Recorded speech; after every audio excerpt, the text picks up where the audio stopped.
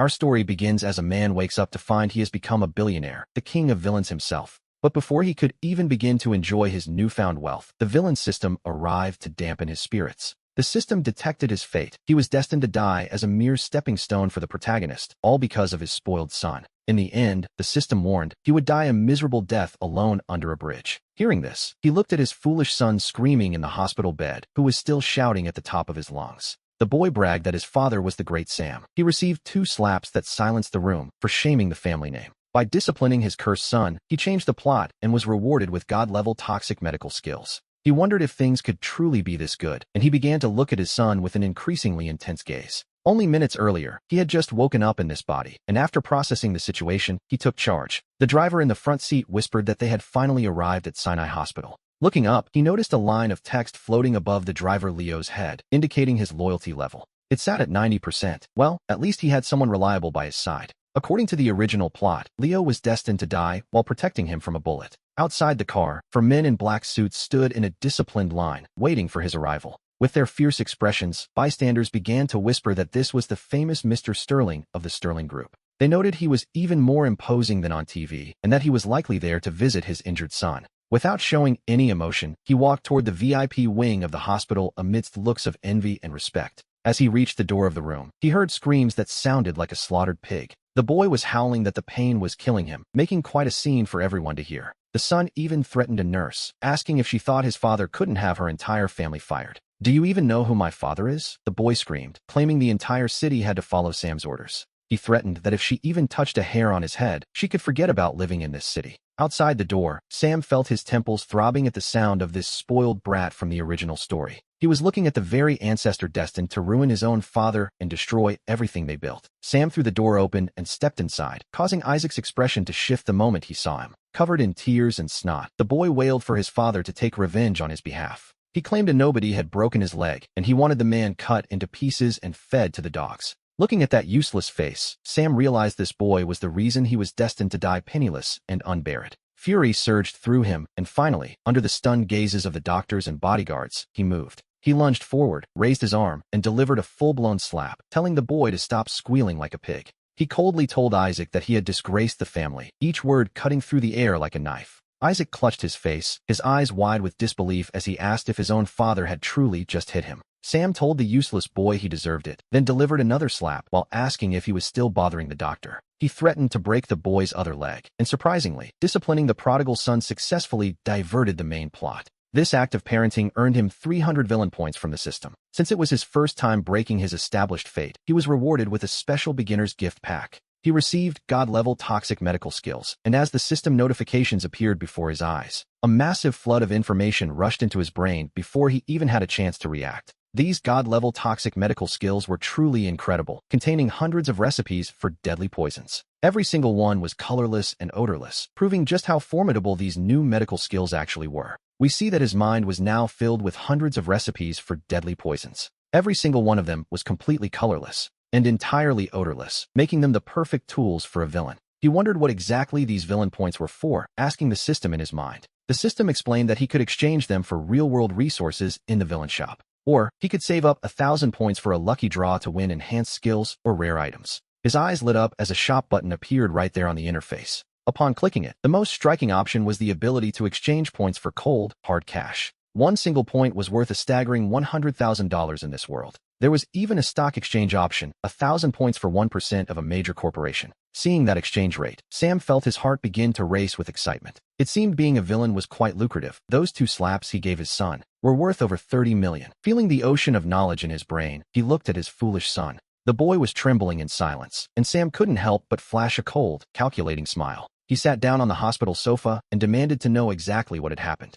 Isaac, utterly baffled by his father's sudden calm, stammered, asking what he was supposed to say. Sam asked what else there was to say besides the actual facts of the situation. He noted that if he didn't know the full background, he couldn't possibly clean up the mess. He reminded the boy he was born with a silver spoon, yet managed to be incredibly clumsy. He finished his thought and glanced at the young man, who finally seemed to understand. Within seconds, the doctor was escorted out and the door was sealed shut behind them.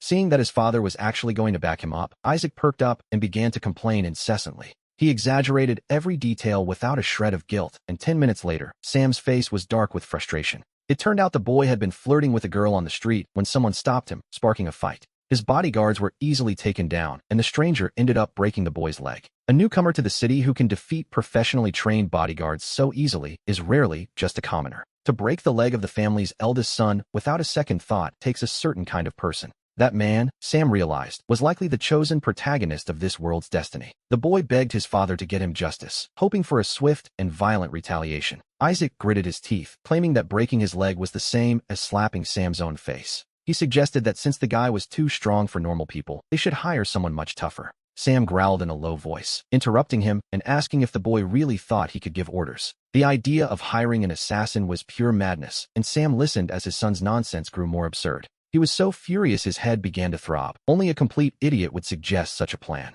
Anyone with common sense would see that this was just giving the protagonist more experience points. It was a tired, old cliché, and Sam took a deep breath, struggling to contain his rising anger. He told the boy he would handle it personally, ordering him to stay put and focus on recovering. Isaac flashed a wide, hopeful smile, but Sam simply waved a hand, telling him to behave himself. He warned that if the boy tried any secret schemes behind his back, he would take matters into his own hands. He threatened to break the boy's other leg himself, and Isaac quickly shrunk back, nodding with lingering resentment. Sam sat on the sofa and waited in silence, eventually ordering his assistant to call for the head doctor of the ward. Not long after, the assistant returned with the chief physician in tow. They were accompanied by 2 nurses, and the doctor greeted the powerful manager with a nervous bow. The doctor was visibly trembling, terrified that a single wrong word might bring disaster upon his career. Without even bothering to look up, Sam delivered his instructions with cold, direct precision. He told the doctor to treat the boy properly and to ignore every single one of his absurd demands. The doctor nodded frantically, cold sweat breaking out on his forehead from the sheer pressure. To be honest, he never expected a man of such wealth and power to be so strict with his own son. Satisfied, Sam stood up and prepared to leave the room with his assistant. But Isaac suddenly cried out, begging his father to wait and look at one of the newcomers. He pointed a trembling finger at a woman, his voice rising in a desperate shout as his father turned to leave. We see Sam turn his head, following his son's gaze toward the nurse standing beside the doctor. He looked her up and down, noting she was of average height and carried herself with a certain grace. She wore a crisp, white nurse's uniform, and her face was uncovered, revealing her features clearly. She wore no makeup, yet her pale skin and sharp, delicate features stood out against the white of her dress. She looked like she had been pulled straight from a casting call for a leading lady, a classic protagonist mold. Really? Sam asked in a flat, suffocating tone if she was the reason his leg had ended up in a cast. Isaac confirmed it, hissing that he would recognize her anywhere, even if she were turned to ash. The boy spoke through gritted teeth, his voice dripping with a deep, lingering resentment. The nurse, Sophie, stood there with a soft sigh, thinking of the half-day off she had taken just to go shopping. But she had the misfortune of running into this one, a spoiled rich kid who simply wouldn't leave her alone. If it hadn't been for a young stranger stepping in to separate them, she likely wouldn't have escaped his harassment. She never would have guessed that the troublemaker with the broken leg was actually this powerful man's son. And the most incredible part of it all, this man turned out to be the high-ranking manager, Sam.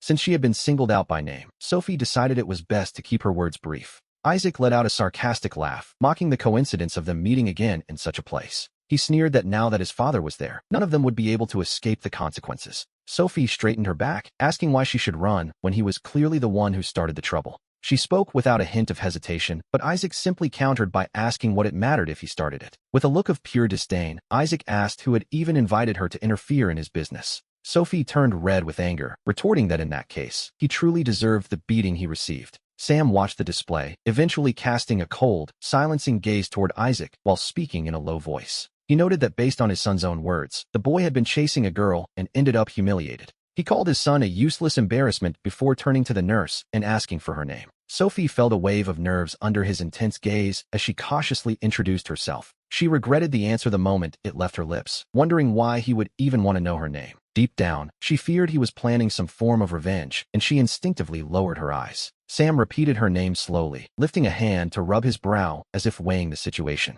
He remarked that the name was acceptable enough and told her not to worry, as he was a man of measure. He made it clear that he understood today's events. She hadn't caused the mess, and he wouldn't blame her for it. With a final, dismissive remark, Sam decided it was time for them to leave. Having said his piece, he turned around with his hands behind his back and walked away. Back in the room, the small crowd remained frozen in utter astonishment. No one dared to utter a single word, though Isaac stood there grinding his teeth in a silent rage. In his mind, he was cursing his father for being so incredibly weak-willed. He felt his father lacked any real authority, while Sophie, who had been trembling with fear just moments ago, found herself completely paralyzed by what she had just heard. The man she thought was a tyrant's father turned out to be surprisingly reasonable, or so it seemed. She wondered if he was merely pretending and planned to settle the score later. Not long after, Sam was already making his way out of the hospital building. He opened the rear door of his private car and settled into the seat. As soon as he was comfortable, he gave a firm instruction to his assistant, Leo, in the front seat. He ordered 2 men to keep a close watch on Isaac to ensure he didn't cause any more trouble. Furthermore, he demanded a full background check on that boy, Dan, and Sophie's entire family history. Leo froze for a brief second before nodding immediately, acknowledging the boss's orders. He pulled out his phone, promising to organize everything right that very moment. He made 2 quick calls, but as he worked, a voice as cold as ice suddenly echoed. Inside Sam's mind, it noted that he had successfully contained his rebellious son's antics. The plot had shifted according to a divine will, granting him 100 antagonist points. He had also managed to improve Sophie's negative perception of him as the host. A slight disturbance had rippled through the very lines of destiny itself. His antagonist value increased by 300, and he even recovered 10 points of aura. It seemed almost too easy, earning points just by saying a few choice words. With that thought in mind, Sam pulled up his personal attribute panel to investigate. Aside from those 10 extra aura points, everything else remained at a rather deplorable level.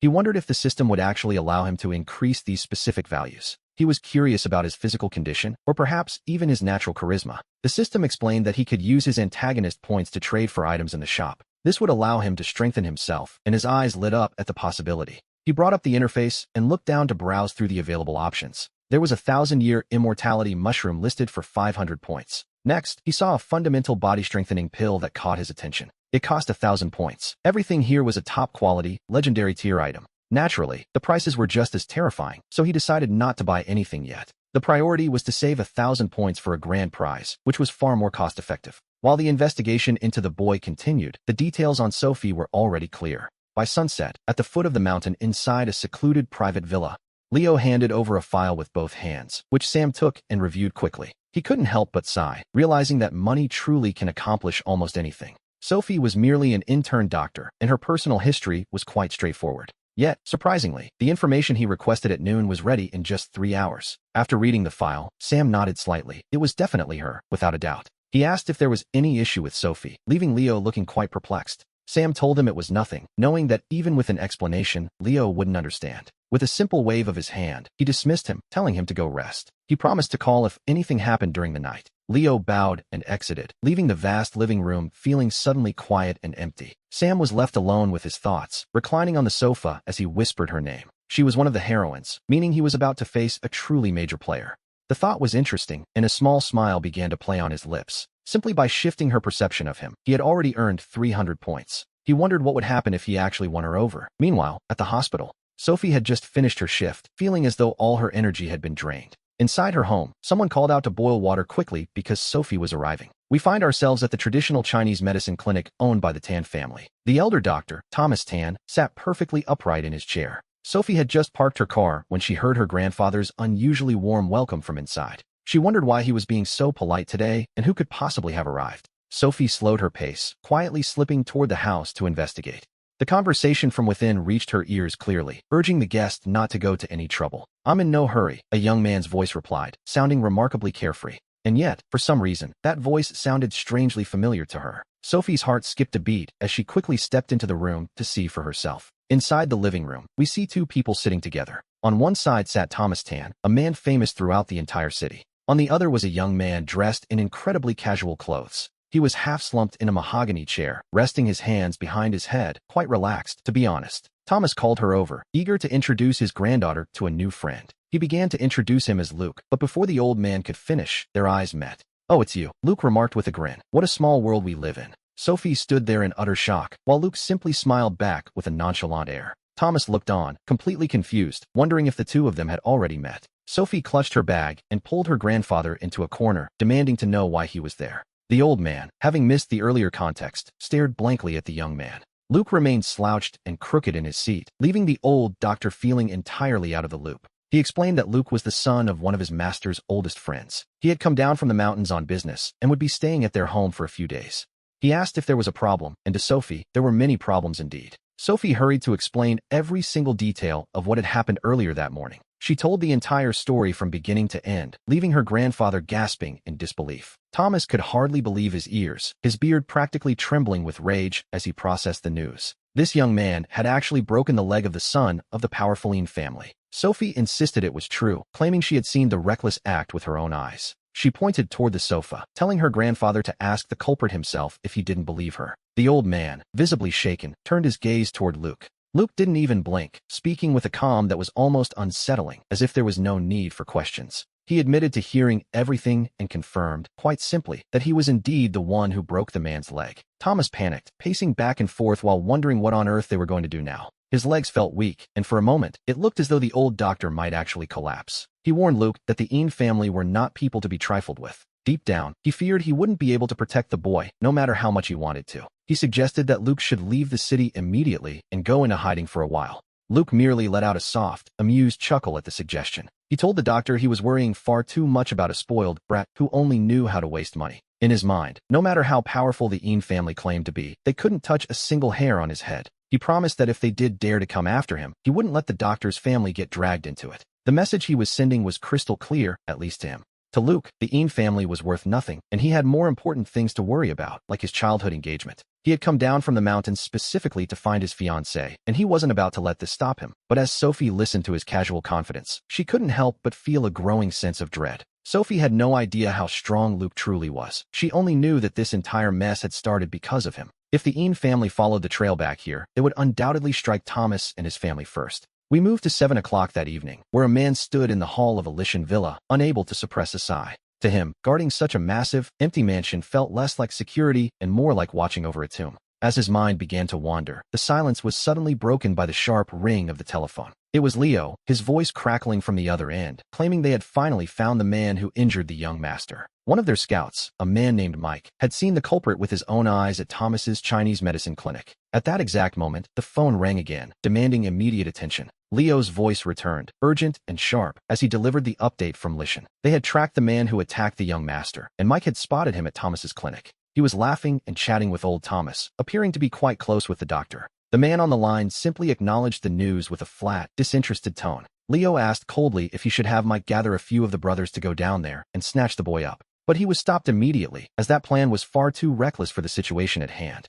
After all, any man capable of knocking out professional bodyguards was clearly not to be trifled with. He wasn't just some random thug, and sending more men would likely accomplish nothing at all. They couldn't afford to play into his hands, especially since this stranger was proving to be quite formidable. No matter how many men they sent, it would ultimately be a complete waste of time. Instead, he gave a surprising order. They were to go and file a formal police report. Leo was left utterly perplexed, his mouth hanging open as he tried to process the idea of going to the authorities. Yes, they were going to file a report. He spoke with a calm that was almost unsettling. After all, they were law-abiding citizens, and there was nothing wrong with reporting that his son's leg had been broken. Though he was still drowning in doubt, Leo hung up the phone and went to carry out the order. Meanwhile, Police Commissioner Miller received the news and found himself momentarily paralyzed by the weight of it. Without overthinking the situation, he immediately gathered his team for an emergency briefing. The officer on duty, Sarah, stood in her impeccable uniform with an imposing presence and asked what had happened. Seeing the grim expression on her superior's face, she instantly shifted into a state of high alert.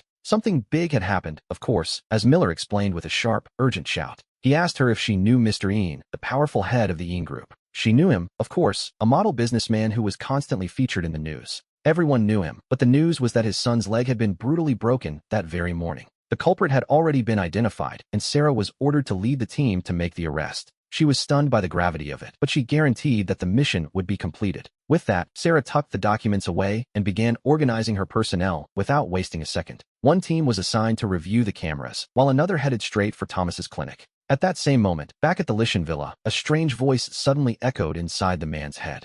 The voice informed him that as the host, he had failed to follow the established plan. By altering the original course of events, he had earned 30 fortune points and 800 villainy points. The system detected that his villainy points had finally reached the required minimum threshold. Deep down, he wondered if he truly wanted to unlock the system's mysterious lucky draw. A lucky draw, and just like that, the mysterious selection was complete. The voice congratulated him, announcing he had gained 10 years of fundamental martial arts mastery. We see him smile faintly at this, amused that anyone in this modern age still cultivated internal energy. The system confirmed it was entirely real, leaving no room for doubt. When the protagonist heals the wounded, he will depend entirely on this power to save lives. It seemed the protagonist was, without a doubt, a bit of a cheater. To be honest, it was expected. With that thought finished, he whispered his acceptance to claim the prize. Instantly, a surge of heat erupted from his core, spreading through every limb and bone in his body. The connection was successful, his internal energy was linked, and his physical strength increased by 20 points. His data panel updated immediately. Although the draw had cost him 1,000 points, he had gained a massive increase in power in exchange. A perfect deal, by any standard. At least now he wasn't a weakling anymore. But then, he remembered something else. There was also his poison technique. Just as he was enjoying the moment, a more important matter surfaced. He reached out and pressed the call button on the wall to summon help. He called for Fred, the loyal butler. Fred was a man in his 50s, who still walked with a certain vigor. He usually lived in the front courtyard cottage, managing all the daily affairs of the household. He addressed the young man with practiced respect. In less than 2 minutes, Fred appeared before him, asking for his orders. Our protagonist glanced at the display above the butler's head, 91% loyalty. Quite secure. It was exactly what one would expect from a loyal servant who had served the family for 2 generations. Once he confirmed there was no issue, he decided to get straight to the point. He grabbed a pen and quickly filled an entire page with notes. He told Fred to prepare everything on the list as soon as possible. The butler took it and glanced over the items. The man suddenly turned pale. The list included 2 packs of ginseng and 100 poisonous centipedes. There was also venomous scorpion liquid and the powdered fangs of a deadly snake. The butler hesitated, asking if his young master truly needed all of this. The first items were normal enough, but the ones at the bottom were all highly toxic materials. A bit concerning, to say the least. He told Fred not to ask questions, simply stating he would use them for something important. The butler bowed his head and left immediately to fulfill the request. He knew better than to argue. Our protagonist let himself sink back into the sofa. Such things might terrify the servants, but for a man with his unique skills, they were merely everyday ingredients. We see him look around the grand, glittering house. Just after sunset, he began to feel terribly bored. He decided it was time to find some form of entertainment. At that very moment, right in front of the entrance to the Thompson family estate, blue lights were flashing in a chaotic, rhythmic pattern. After finishing dinner, Leo was about to head out for a walk when he ran into Sarah, who was just stepping out of a car. His eyes lit up at the sight of her. Sarah, noticing his intense stare, frowned instantly. She wasn't exactly in the mood for company. Deep down, she knew his face matched the photo perfectly. There was no mistaking him. She walked directly toward him, flanked by 2 officers. And this is where things get truly interesting. "Name?" Leo asked, flashing a cheeky, confident smile. "Beautiful officer, are you asking me?" he teased. "Is there anyone else here?" That slippery, flirtatious tone only served to irritate Sarah even further. He had no idea, of course, that this was the classic opening move of a protagonist. "The name is Leo, officer. How exactly can I be of service to you?" She informed him coldly that someone had reported him for intentional assault. She ordered him to come with them for questioning. Leo was stunned into silence. Before he could finish calling it nonsense, the 2 officers had already surrounded him. He asked them to wait, wondering if they had the wrong man as he realized something was wrong. His expression shifted to pure shock. She asked if he had water for brains. She asked if he truly had no idea what he'd done before telling him to move. Sarah wasn't about to give him a single chance to argue his way out of this. The moment she finished speaking, she reached out to grab him firmly. Now, according to the original script, this beautiful and skilled police officer was a major character meant to appear much later. But now, things have changed. Due to the interference of the boss, Ian, the timeline has been completely scrambled. And so, we see that Leo has crossed paths with her far ahead of schedule. At this point in time, Leo hasn't had the chance to build up his powerful contacts. He hasn't made the connections or the name for himself that he usually relies on. Without any backup and facing the police, he lacks his usual layer of fake arrogance. And that, quite frankly, is the fundamental reason why one can afford to be an arrogant villain. In this moment, detained right in the middle of the street, Leo frowned as his mind raced. His thoughts were working at full speed, but a few seconds later, he simply stopped resisting. He told the officers not to bother and that he would go willingly, though he was still confused. Leo was handcuffed and taken away. When Thomas heard the news, he nearly jumped out of his chair. He couldn't believe his ears. His granddaughter, Chloe, rushed in to give him the full report. She explained that she had just been heading out to go shopping when she saw the whole thing. She watched as the police car stopped him and drove him away right before her eyes. Thomas began to panic, wondering how on earth something like this could have happened. He urgently told Chloe to come with him to the police station immediately. Chloe thought he was being a bit dramatic, but after a moment, she nodded and agreed to go. The news that Sarah had taken Leo into custody spread faster than the wind. Within minutes, even the chief of police, Sam, had heard about the arrest. To keep the situation under control, Sam immediately called for his driver, John. We returned to Ian, who was so bored he was counting cracks in the ceiling until this news arrived. Without saying a single word, he called John and prepared to make his move. He floored the accelerator toward the station. When the door of the Rolls-Royce opened, a group of young officers quickly approached to offer their respectful greetings. They wished him a good morning, and he acknowledged their hard work with a simple nod. He waved his hand with total indifference, a gesture that left the officers quite surprised. a leader of such immense power, yet seemingly without a single trace of arrogance. "Right this way, Mr. Ian," a young officer stammered, quickly offering to guide him. At that moment, we see Ian following behind John with a calm, unhurried pace. "So, you admit it was you? It really was you, wasn't it?" Leo simply flashed a toothy grin and gave a casual shrug of his shoulder. "And what if I don't admit it? I own what I do, simple as that."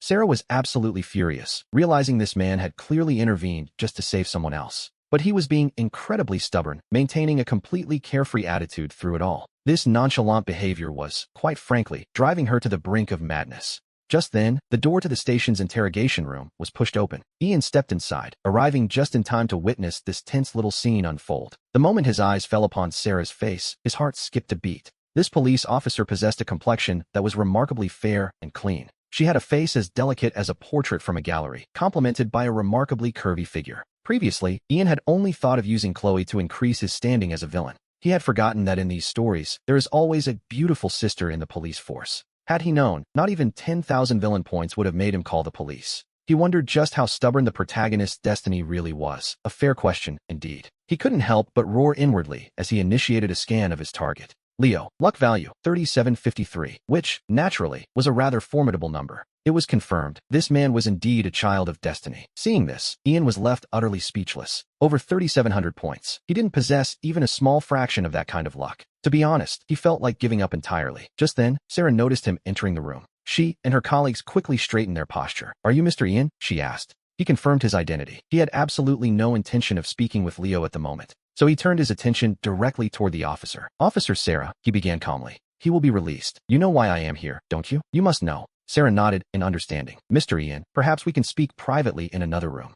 He agreed without issue. Sarah relaxed slightly and led him toward a private office. Without waiting for an invitation, he pulled out a chair and sat down directly across from her. "Mr. Ian, regarding the events of this morning, we have a clear understanding of what occurred." She began explaining that everything started because of his son, laying out the facts she had gathered. "That is more or less the sequence of events, Mr. Ian," she concluded professionally. "How would you like us to handle this?" Sarah watched him closely, waiting for his reaction. She was testing his attitude, but the room remained silent for a long while until he finally spoke. "The results of your investigation match exactly what I already know," he said simply. He told her not to wait for a reaction, insisting that the law be applied exactly as it should be.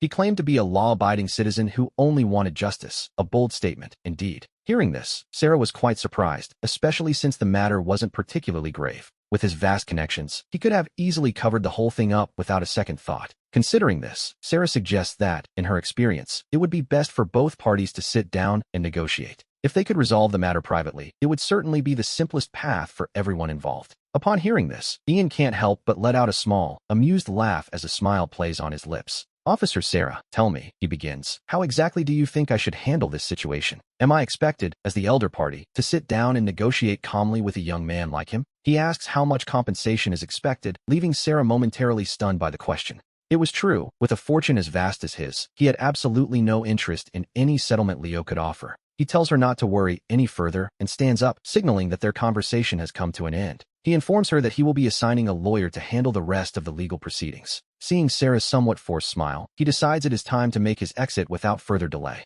The thought of someone like Leo spending a few days behind bars is, to be honest, quite amusing to him. "We'll leave it at that, then. I have other matters to attend to, so I won't stay any longer." He thanks her for her time and extends his hand, maintaining a perfectly polite and professional tone. Sarah quickly assures him it was no trouble at all, as it is simply part of her official duty. Feeling a bit confused by the sudden shift, she reflexively reaches out and shakes his hand. In that brief moment, he notices how cold and soft her hand feels compared to his own. As she watches him leave the station with his driver, Sarah is left feeling utterly perplexed by his behavior. Normally, if someone knew Leo was being detained, their first instinct would be to use their connections to apply pressure.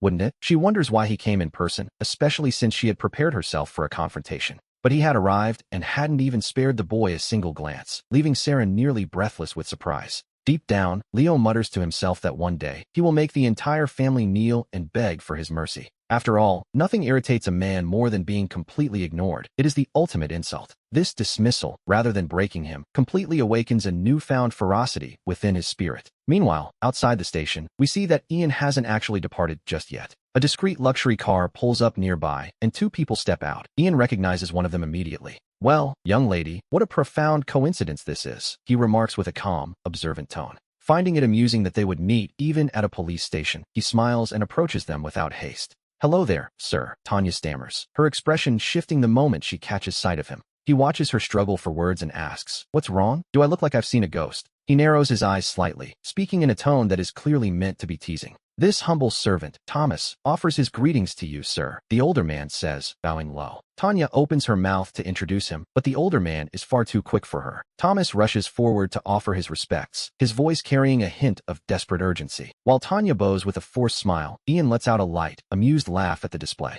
"I know who you are," Ian says. "You are a very famous practitioner of traditional medicine in this city." He adds that he has heard quite a bit about the man's impressive medical skills over the years. "You flatter me, sir," Thomas replies, quickly bowing his head even lower in a show of humility. Ian assures him it isn't flattery, as his reputation has preceded him for a very long time now. "By the way," Ian continues, "what exactly brings a man of your standing to a place like this?" He asks the question knowing the answer perfectly well, which only makes poor old Thomas even more nervous. Deep down, Thomas doesn't believe for a second that Ian is unaware of the connection between him and Leo. In other words, he feels as though his very character and intentions are being put to the test. Having lived a long and full life, Thomas understands the delicate dance of human relationships all too well. He grasps the situation instantly and speaks up, offering a sincere apology to the young man. He explains that he only learned last night about the unfortunate altercation Leo had with Ian's son. Tanya opens her mouth to make the introductions, but Thomas is already stepping forward with haste. He bows with a flattering smile, prompting Ian to let out a soft, knowing chuckle at the display. Ian tells him that he knows him well as the famous practitioner of traditional medicine in the city. He mentions that the stories of the old man's impressive medical skills have certainly reached his ears. Thomas quickly lowers his head even further, insisting that such high praise is far too flattering. Ian assures him it is no mere flattery, as his great renown has preceded him for quite some time. Then, with a casual air, he asks what exactly brings a man of his standing to a place like this. To be honest, the question is a bit of a trap, and they both know it. The weight of those words causes a tight knot of anxiety to form in poor old Thomas's chest. He simply cannot fathom that Ian is truly ignorant of the relationship he shares with Leo. It is clear to him now that the other man is testing his loyalty and his attitude. Old Thomas has spent a lifetime navigating social rules, and he knows exactly how this game is played. Understanding the gravity of the moment, he speaks up immediately to express his deepest regrets. He reiterates that he only just discovered the trouble Leo caused with Ian's son the previous night. He adds that Leo is quite new to the city, which, naturally, is hardly an excuse for such behavior. He doesn't know the city or the people yet, so it is somewhat understandable that he acted impulsively. Thomas begs Ian to be magnanimous and find the generosity to let it slide just this once. We can see here that Thomas is truly a master of social maneuvering. His carefully chosen words actually hide several layers of meaning. First, by saying he only found out last night, he cleverly clears himself of any complicity. He also mentions that Leo just arrived, subtly hinting that their relationship isn't actually that deep. The old man comes to plead his case, appearing humble and submissive while keeping his distance. He seems to be yielding, carefully treading the line without offending either side. It is a triple benefit from a single move, but Ian simply smiles and addresses him as Master Thomas. Ian claims not to understand, insisting that he is just an honest businessman. His son was beaten, and he explains that his only recourse is to call the police. While Thomas asks for leniency, Ian maintains that he is merely a law-abiding citizen. He asks, quite pointedly, what power he could possibly have to interfere in public legal matters. However, he assures him that whoever made the mistake will simply have to face the consequences. He admits that in this particular matter, it was his own son who provoked the fight first. He insists he isn't the type to unjustly accuse anyone or shift the blame onto others. As for the specific dispute between his son and this young man, Leo, he expresses full confidence that the police will handle everything with absolute justice. He asks if Thomas agrees, leaving the old man completely speechless at the rebuttal. Seeing the silence, Ian waves a hand and adds that he really must be going now. With a final instruction for Thomas to stay put, Ian nods, turns away, and slides into the back seat of his Rolls-Royce. The movement is quick and decisive, leaving no room for further negotiation. But no one notices that just before the door closes, a cold smile plays across the corners of his lips. To think that such a massive problem could be brushed aside as if it were a minor inconvenience. Old Thomas is far too naive if he thinks Ian would go through the trouble of getting Leo here just to let him go. Ian instructs his driver, Larry, to call their legal contact, Derek, immediately. He wants the case handed over with clear instructions to find a way to keep the boy locked up for good. Larry acknowledges the order, though deep down, he is quite confused by his boss's insistence. He simply cannot understand why Ian is so determined to handle this through strictly official channels. The news reaches Derek quickly, and we see the gears of the legal system begin to turn. After hearing the full details of the incident, Derek slaps his thigh, convinced he has a winning case.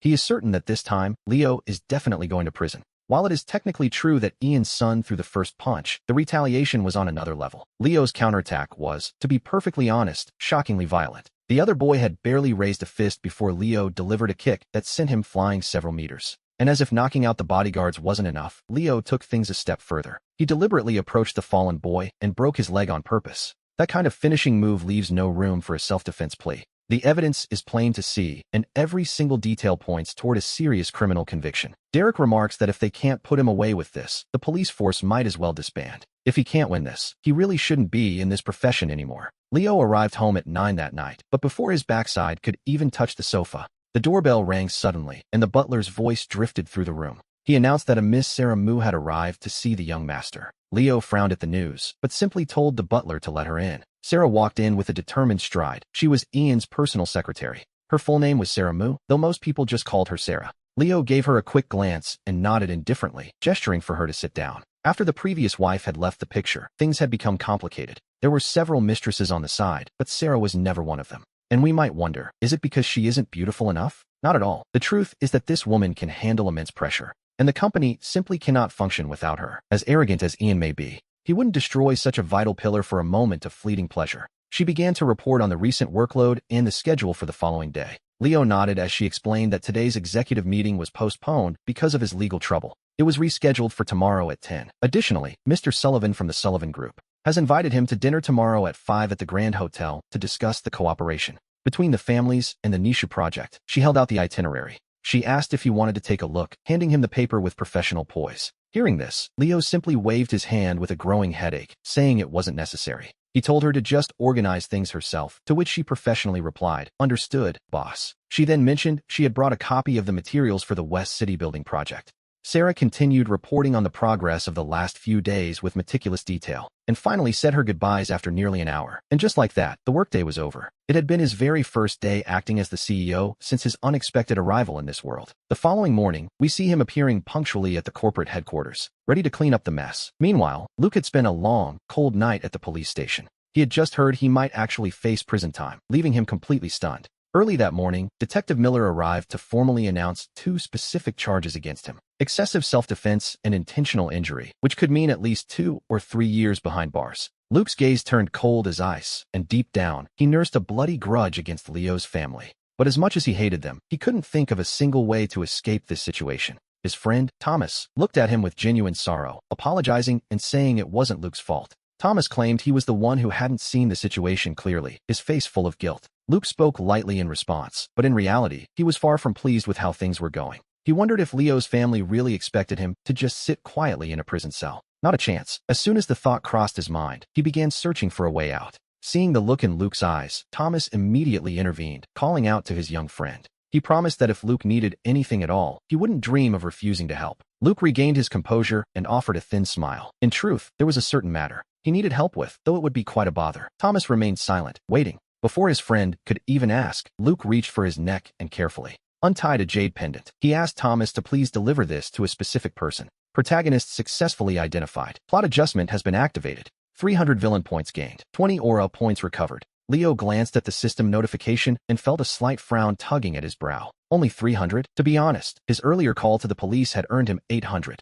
We see him walking toward the corporate offices alongside his beautiful secretary, Sarah. He walked with a focused expression, never once glancing to either side. Sarah, clutching a folder of documents, kept pace right by his side. She continued reporting on the various matters to be addressed in today's meeting. As she spoke, she occasionally stole a furtive glance at the man beside her. With his upright posture and a face that radiated both cunning and serenity, he was unlike any man she had ever encountered before. In her heart, he had become the very definition of a perfect man. It was a pity her own background was so humble, light years away from an elite tycoon like him. So she kept that affection buried deep in the corners of her heart. She didn't even dare to dream of him. "Hey, brother, you finally made it." On the 88th floor of the family headquarters, the elevator doors opened to a sudden greeting. Standing right at the entrance of the meeting room was a man in a sharp suit. With his hair slicked back with gel, he flashed a wide smile and offered a greeting. The Yin family had 4 children, and all 4 were completely different from one another.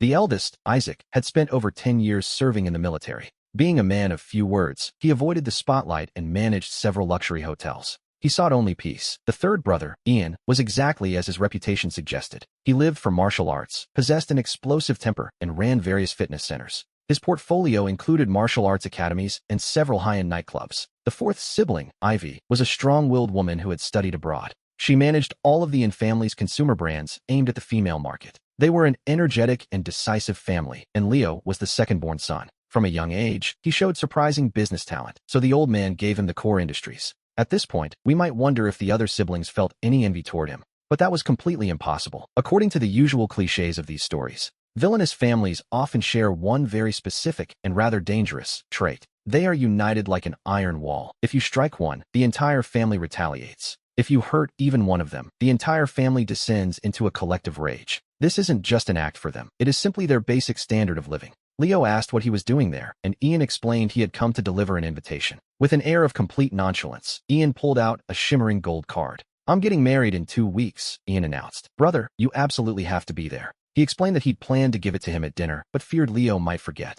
The news left Leo slightly stunned. "Getting married? Just like that?" Ian laughed, asking if it really seemed so sudden, considering he was already 38. He didn't seem to think it was urgent at all, flashing another one of his wide, carefree smiles. Then, he added that Leo should probably start putting in some effort of his own. With that, he shifted his gaze toward Maya and prepared to make his exit. He joked that he was still waiting to have a drink at Leo's wedding to Miss Maya. Leo stood there frozen, his face a mask of pure astonishment. Maya blushed even deeper than before, her ears practically steaming from the embarrassment. Regaining his composure, Leo frowned and asked his brother if he could ever be serious. The man was nearly 40, yet he still spent his days teasing Leo at every opportunity. Ian simply laughed, slapping the table in delight at his brother's obvious discomfort. The two of them exchanged a few more trivial words as the visit wound down. Ian pressed the invitation into Leo's hand and, without even staying for a bite, turned and left. As soon as he departed, the high-level meeting for the Yin family's leadership began immediately. Around the conference table sat every key member of the company's inner circle.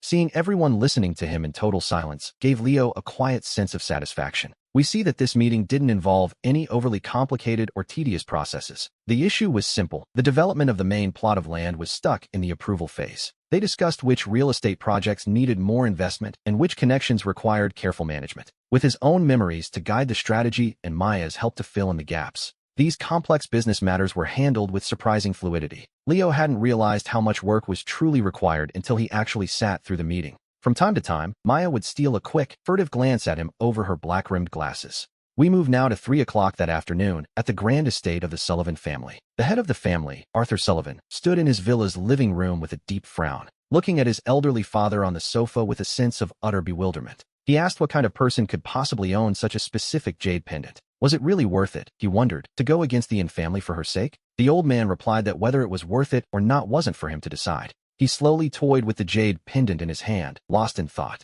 The object had a strange, almost nonsensical shape, a mystery in itself. His voice was deep and heavy, carrying a weight that admitted no further discussion. He explained that this was a promise he had made many years ago. Back then, amidst total chaos, he had been running for his life with enemies closing in.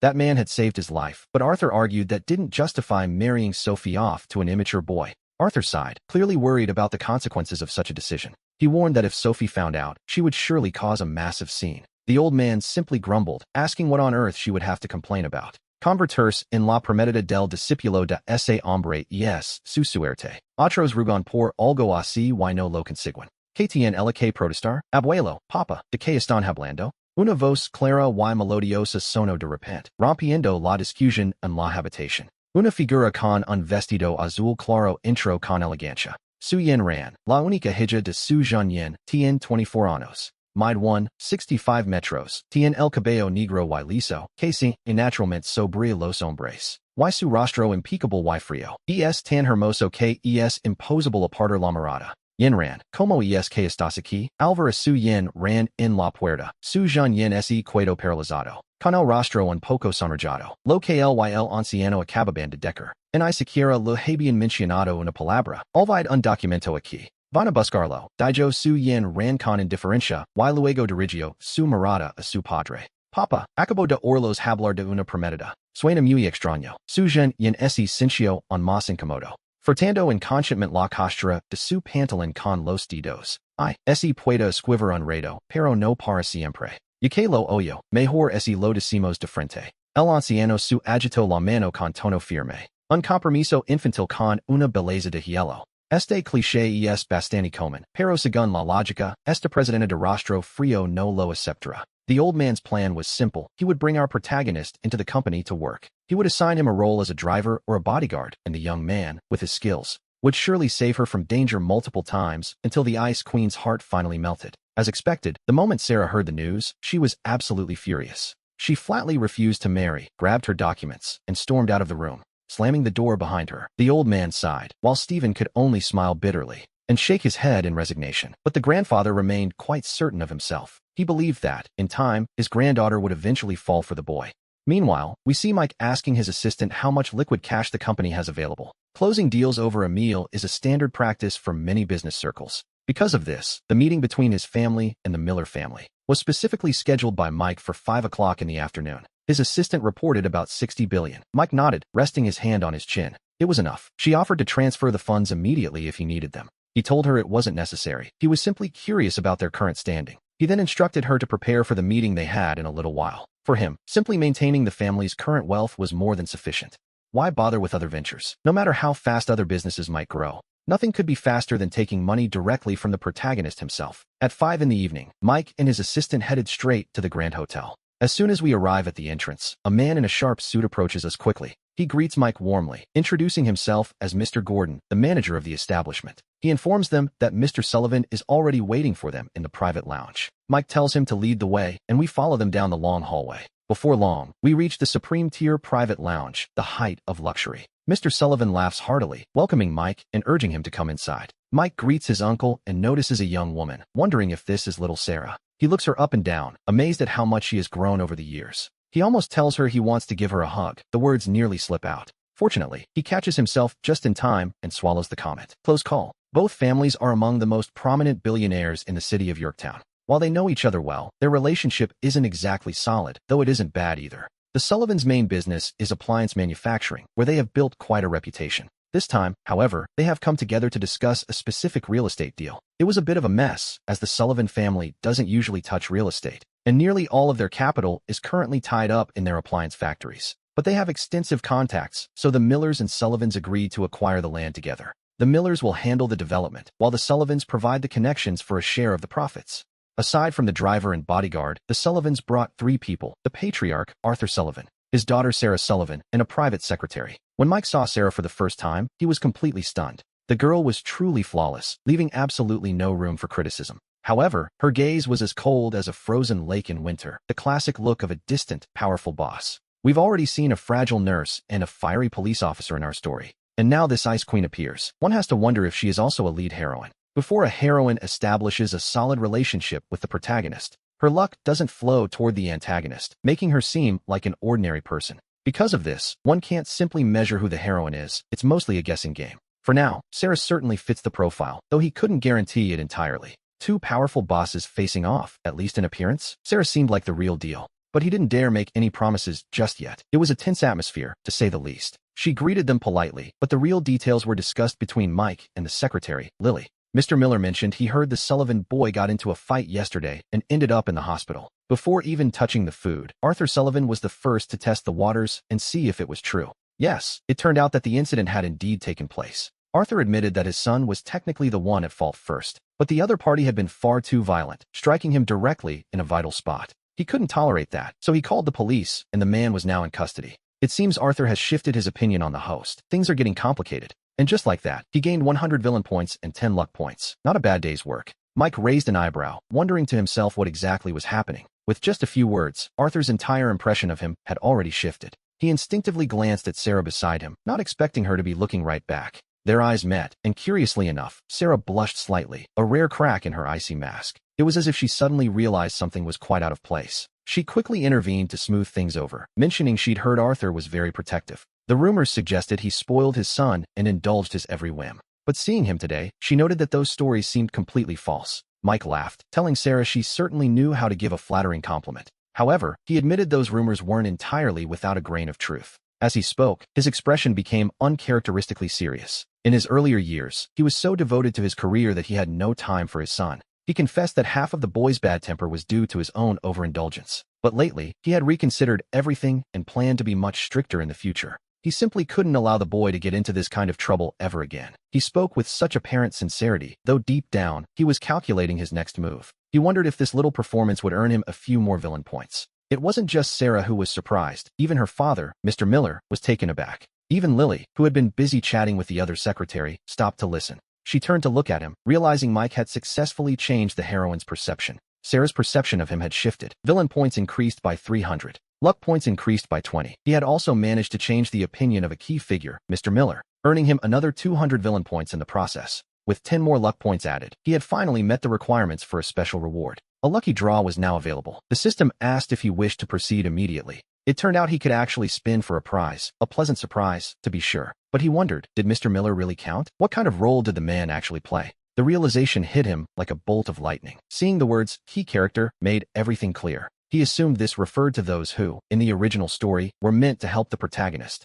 As long as he could change how these people viewed him, they would provide him with resources. He nearly slammed the table in excitement at the thought. If he had known this sooner, he would have provoked the hero even more, just for the points. The draw was a success. He had acquired max-level combat skills in an instant. He had always wanted to find a way to grow stronger and protect himself. Without a second thought, he confirmed the skill. He didn't even blink. Once the max-level combat skill took hold, a flood of new knowledge filled his mind. He was far more capable now than back, when he simply stayed at home doing nothing. Mr. Miller looked at him curiously, asking if he had recently learned some profound life lesson. It had been quite a while since they last met, and his aura felt entirely different. Mr. Miller took the wine from the waiter and personally poured him a glass of Romani Conti. Seeing the gesture, he raised his hand to accept the glass. Without showing any resistance, he took a small, thoughtful sip. As they drank, we see them exchange a few bits of trivial conversation. Once all the dishes were served, Mr. Miller set down his fork and changed his tone. To be honest, he admitted that besides discussing their cooperation, he had a small request and wanted to ask for a personal favor.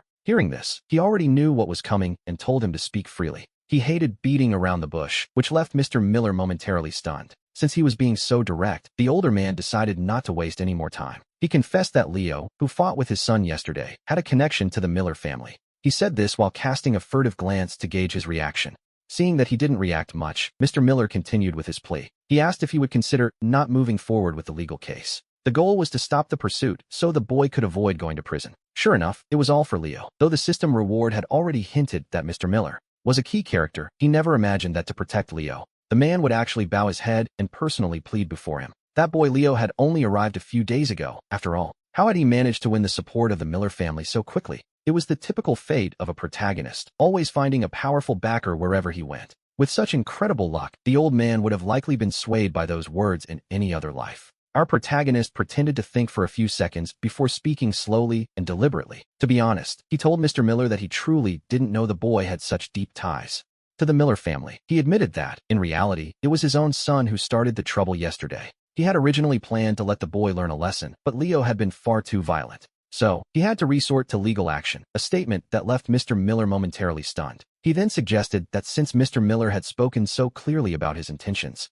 if he didn't agree now, wouldn't he be showing a complete lack of respect? He told him to forget about the compensation, as he certainly wasn't hurting for money. If the boy came to apologize in person, the whole matter would be considered settled. He asked Mr. Miller if that seemed fair, and the older man, filled with joy, accepted immediately. Based on what he knew of the man, he expected a demand for a fortune, not a simple apology. Mr. Miller didn't realize that this wasn't as simple as it seemed, to say the very least. In fact, getting Leo to actually apologize was going to be an almost impossible task. After all, have we ever seen a story's protagonist apologize to the supposed villain? If a hero ever did that, the fans would be the first ones to lose their minds. An elated Mr. Miller pulled out his phone and called his staff, telling them to go pick up Leo from the station. He told them the matter was resolved. Meanwhile, with calm decision, he called his assistant, Luke, to notify the legal team about the change in plans. With that single order, the investigation into the case was brought to a sudden halt. Luke immediately withdrew the legal team, putting an end to the investigation. Back at the station, Sarah finally breathed a sigh of relief, having feared the family wouldn't let this go.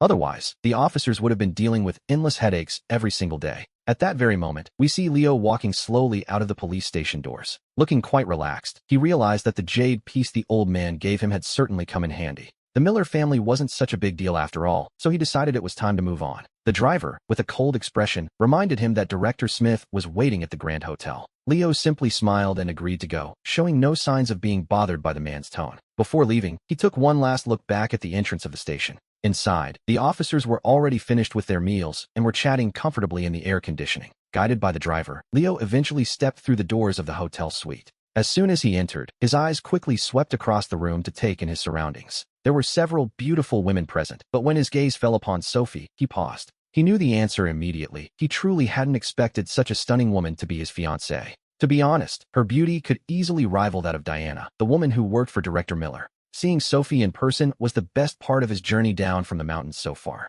Upon seeing him enter, Arthur Smith immediately adopted the stern attitude of a family elder and asked if he was Leo. Leo tilted his head slightly, maintaining a respectful and polite demeanor throughout the introduction. He greeted Uncle Arthur warmly, and seeing that the boy was well-mannered and recognized his elders, Arthur nodded in satisfaction and pointed toward an empty chair, telling him to take a seat. Leo didn't need to be asked twice and took his seat without any further ceremony. Arthur began the introductions, presenting the man beside him as Director Miller. He assumed they already knew each other, but Leo simply sat there with a mocking smile. In a tone dripping with sarcasm, he remarked that if the director's son wasn't so blind, he wouldn't be in a cell. The moment those words left his mouth, the atmosphere in the room shifted instantly. Everyone's expression changed except for Leo's, even catching Sophie and her friend off guard. They wondered if the boy was a fool for daring to speak like that in front of such powerful figures. Calling the director's son useless was a slap in the face to both the father and Arthur himself. Arthur glanced sideways at the director, and seeing the man's growing anger, he tried to fix the situation.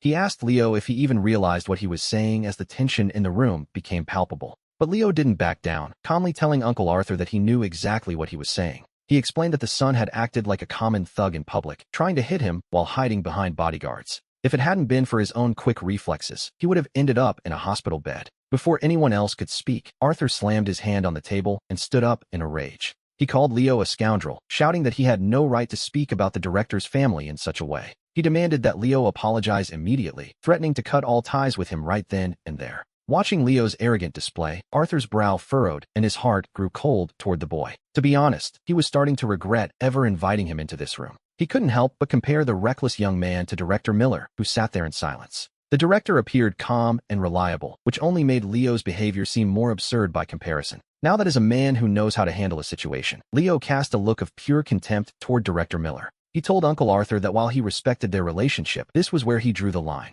But as for bowing his head and apologizing, well, that was something he simply couldn't do. He spoke with a harsh finality, leaving absolutely no room for negotiation. Arthur exploded, calling him a cursed, ungrateful wretch and a complete scoundrel. He shouted that he truly regretted ever asking Director Miller to let Leo into the room in the first place. Arthur's voice trembled with such raw fury that he even began to use language he would normally avoid. Hearing this, Leo frowned and told Uncle Arthur that he never should have begged for favors on his behalf. He claimed that with his skills, it wouldn't even be difficult to help them dismantle the Miller family entirely. Before Arthur could even respond, he was overcome by a sudden dizziness and collapsed rigidly backward. His daughter, Sophie, was the closest and cried out in terror as she watched her father fall. The first one to react was Mike, who immediately saw this as his golden opportunity. He realized that if he could cure the man now, all his previous blunders would be instantly forgotten. Imagine the luck of a protagonist. The more desperate the situation becomes, the easier it is to turn the tide. Just as the bodyguards prepared to rush the man to the hospital,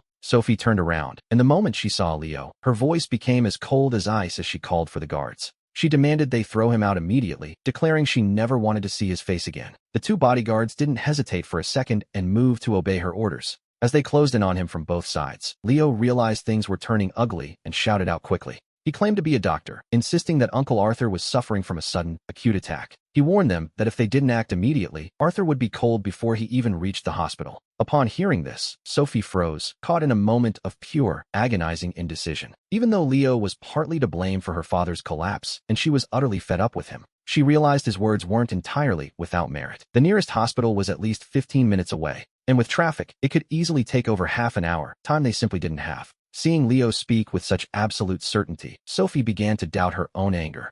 Just as she was about to nod in agreement, a firm, steady voice rang out from the side. Director Miller told her not to believe a word of it. Sophie looked up and saw that Mike was already ordering the bodyguards to lay Arthur flat on the floor. Sophie reacted instantly, crying out that they couldn't just stand there and do nothing. In response, Mike waved a hand dismissively while keeping his fingers pressed firmly against Arthur's wrist. He told her to stay calm because he was there. He leaned down to check the man's breathing and began to unbutton Arthur's shirt. Leo, now absolutely furious, shouted directly at Mike. He accused him of seeking revenge under a false pretense, warning that delaying treatment would make him a murderer. This was Leo's only chance to turn the tide, and someone was snatching it right out of his hands. And who could blame him for being desperate? Mike simply told him to shut up. He spoke in a low murmur, clearly having no time to waste on Leo's outbursts. After confirming the heartbeat was weak, Mike quickly positioned the man and began to perform chest compressions. Everyone watched in stunned silence, surprised to learn that the powerful director Miller actually knew first aid. Leo, who had been perfectly ready to continue his insults, suddenly went quiet. He stood there paralyzed as we see the technique Mike was using. It was far too perfect. The rhythm, the force,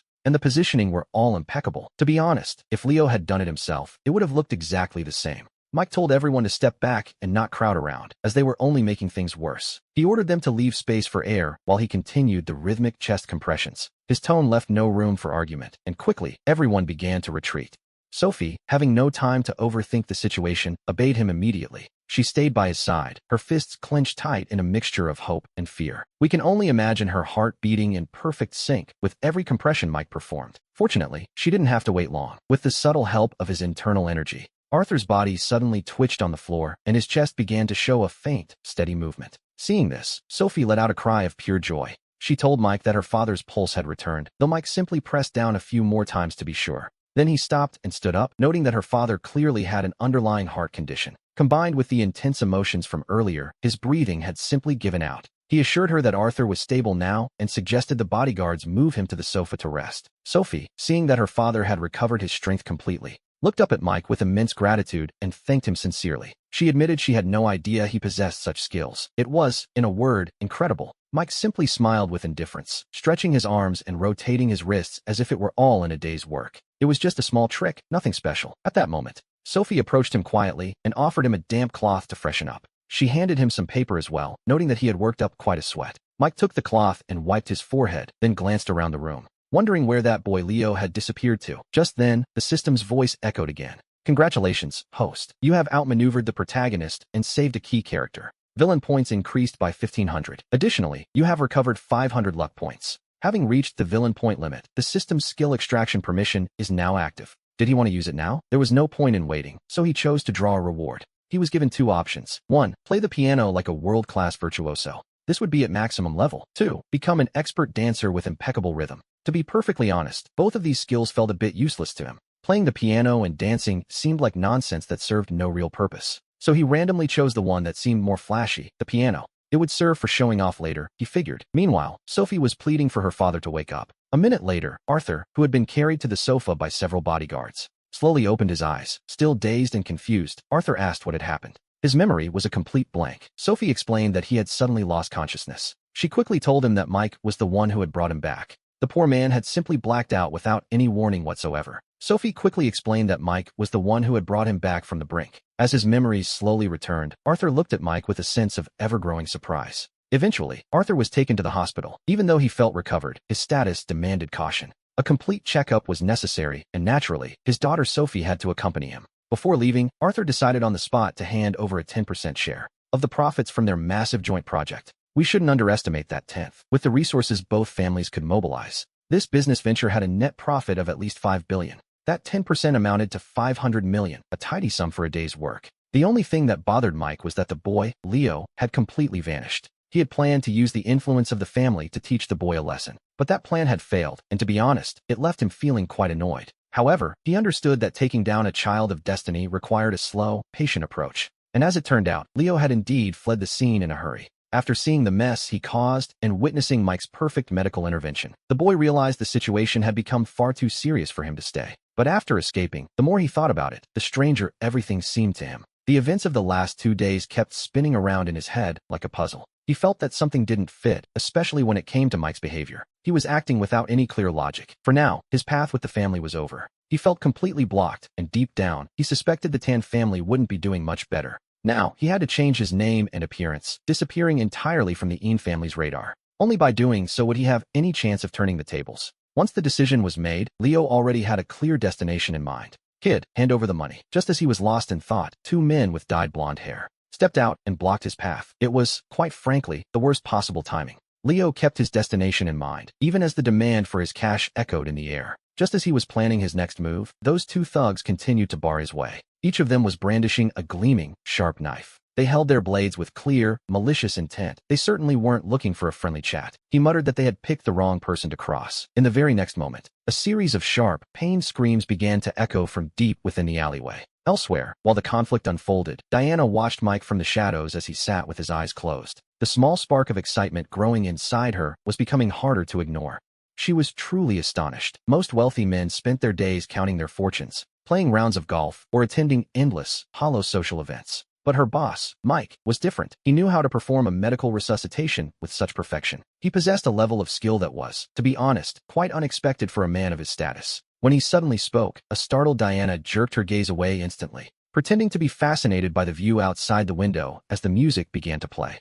Mike closed his eyes once more, his mind racing at a frantic pace as he processed everything. From the way Alex had reacted earlier, he could deduce that Leo had no real connection to him. It seemed the true support behind the scenes was actually the patriarch of the Miller family. Old man Miller himself was the one protecting Leo, moving pieces on the board to keep him safe. He realized it was highly unlikely the Miller family would seek out trouble over a matter like this. Still, he couldn't help but mutter that the boy was proving to be quite difficult to handle. Leo had effectively vanished into the shadows, leaving Mike feeling exposed and vulnerable. He was standing right in the spotlight while his enemy watched from the dark, a situation that simply couldn't continue. With that thought firmly in mind, he opened his eyes and prepared to give his next set of orders. He told his driver, Lee, to organize a team to track down Leo's current whereabouts the moment they returned. He emphasized that they must find where Leo was hiding, but warned them strictly not to get too close. The most important rule was simple. They were to observe only and absolutely must not take any action. After finishing his instructions, he suddenly shifted gears and asked Lee what kind of music he was playing.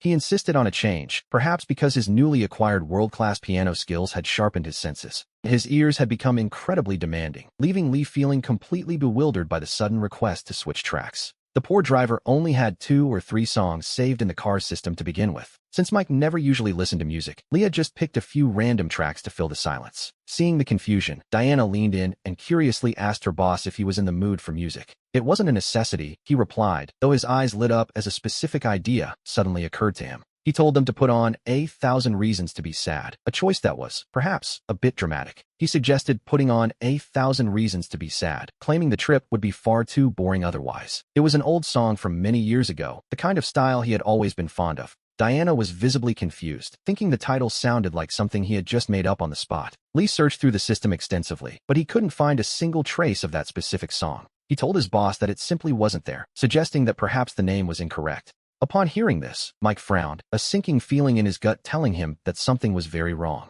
He frowned and told Lee to search for the artist, Zansu Wu, instead, though the name sounded foreign to everyone else. Lee wondered if this was a famous singer, but even after searching again, he found absolutely nothing. Mike's expression darkened as a heavy realization began to settle over him. He reached out and took the pink phone that Diana was offering him to check for himself. And this is where we see him finally understand the truth. He had been reborn into a parallel world. While the general history was similar to his previous life, many famous artists and cultural icons simply didn't exist here. He waved his hand dismissively, feeling a wave of sudden exhaustion, and told them to just forget about the music. He decided he didn't want to listen anymore, as the realization was becoming quite draining to process. Without the legendary stars or the classic hits he knew, there was nothing left that felt worth listening to. The absence of those familiar songs he used to hum left him with a strange, hollow ache in his chest. But while Mike was dealing with his existential crisis, Old Man Miller was facing a much more immediate desperation. The patriarch had just learned that Leo had provoked his own son so severely that the man had fainted on the spot. The elder Miller ordered his driver to head straight to the hospital, demanding a full report on the incident the moment he arrived. He learned that a boy named Leo had appeared out of nowhere and, right in front of everyone, caused total chaos. Quinn pointed at the boy and began to insult him, questioning how an elder could act in such a way. He felt he could no longer just ignore the situation, and as the tension broke, he let out a long, weary sigh. He clenched and unclenched his fists, trying to keep his temper under control while the old man continued to speak. After listening closely, the elder's eyes sparkled with a sudden flash of insight, as if he had finally understood something important.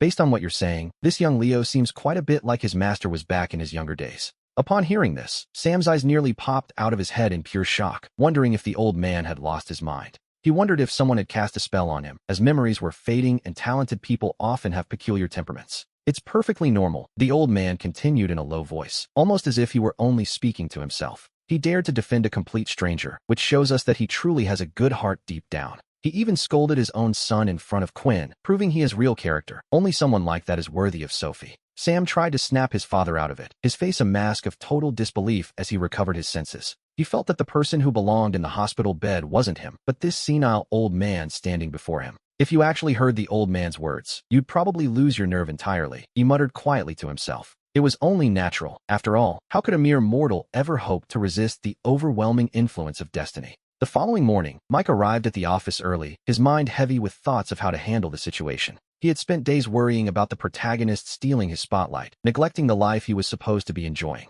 Just thinking about it made him angry, so he pulled out his phone and called Alan to see if there was any news. They still hadn't found Leo, even though Mike remembered clearly that Leo's power level was a staggering 3,200. Meanwhile, Mike's own level barely cleared 700, making it incredibly difficult to track down someone so dangerous. Since his men were making no progress in finding the man who ruined his life, he decided to give them some direct advice. He ordered them to check the hotel cameras and the police station, as well as the local park. The bars and clubs were to be watched closely, as those were the favorite haunts of our protagonist. We see him lurking in the park, where he often meets a mysterious old man who offers him opportunities. In the bars, he either saves someone or starts a fight. To be honest, that's where the whole plot happens. The fans who follow his story know this by heart, though Mike's men didn't quite understand the logic behind it. Still, an order is an order, so they obeyed as Mike hung up and narrowed his eyes, planning his next move. According to the reports, Leo had officially left the Tan family, but Mike suspected the old man had given him a payout. Without that money, his business would barely get off the ground. How else could he afford to eat and drink so freely? Since the Tan family wanted to play the role of the Good Samaritan, Mike saw no reason to be polite anymore. With a cold smile, he picked up his phone again and dialed a very specific, private number. A sweet female voice answered on the other end, asking if he was looking for her. He began to explain the situation regarding the police presence in the settlements and the information he had gathered. The details were murky, but Mike was certain that Leo was hiding something behind that calm, stoic exterior of his. It was an invasive thought, one that kept him awake at night as he tried to piece the puzzle together. He felt that Leo's behavior was incredibly strange, lacking any clear pattern, which only made him more dangerous and despicable. It was almost as if the man had been born again, a thought that was as tempting as it was terrifying. Annie stood there, her body language betraying a slight sense of regret for what had just happened. A moment later, we see two women pushing carts filled with supplies, their faces set with grim determination. Imagine the scene, Mike standing alone in the center of the empty hall, feeling a sudden, sharp pang of fear. All those complicated relationships from his past had been ruthlessly erased, leaving him with nothing but his own ambition. Now, if he wanted to go on a date, he could only choose from the girls he had met after his transmigration. Ideally, he needed someone with the destiny of a heroine, someone to cure his boredom and help him grow stronger. But as it turned out, there were only 3 such heroines available to him. There was Sarah the nurse, Rachel the police officer, and the cold, dominant CEO, Sophie. With these women, he hadn't even exchanged more than a couple of words yet. Approaching them out of the blue would likely ruin everything, which was a risk he couldn't take. As for the other option, that woman probably didn't fit the heroine mold anyway.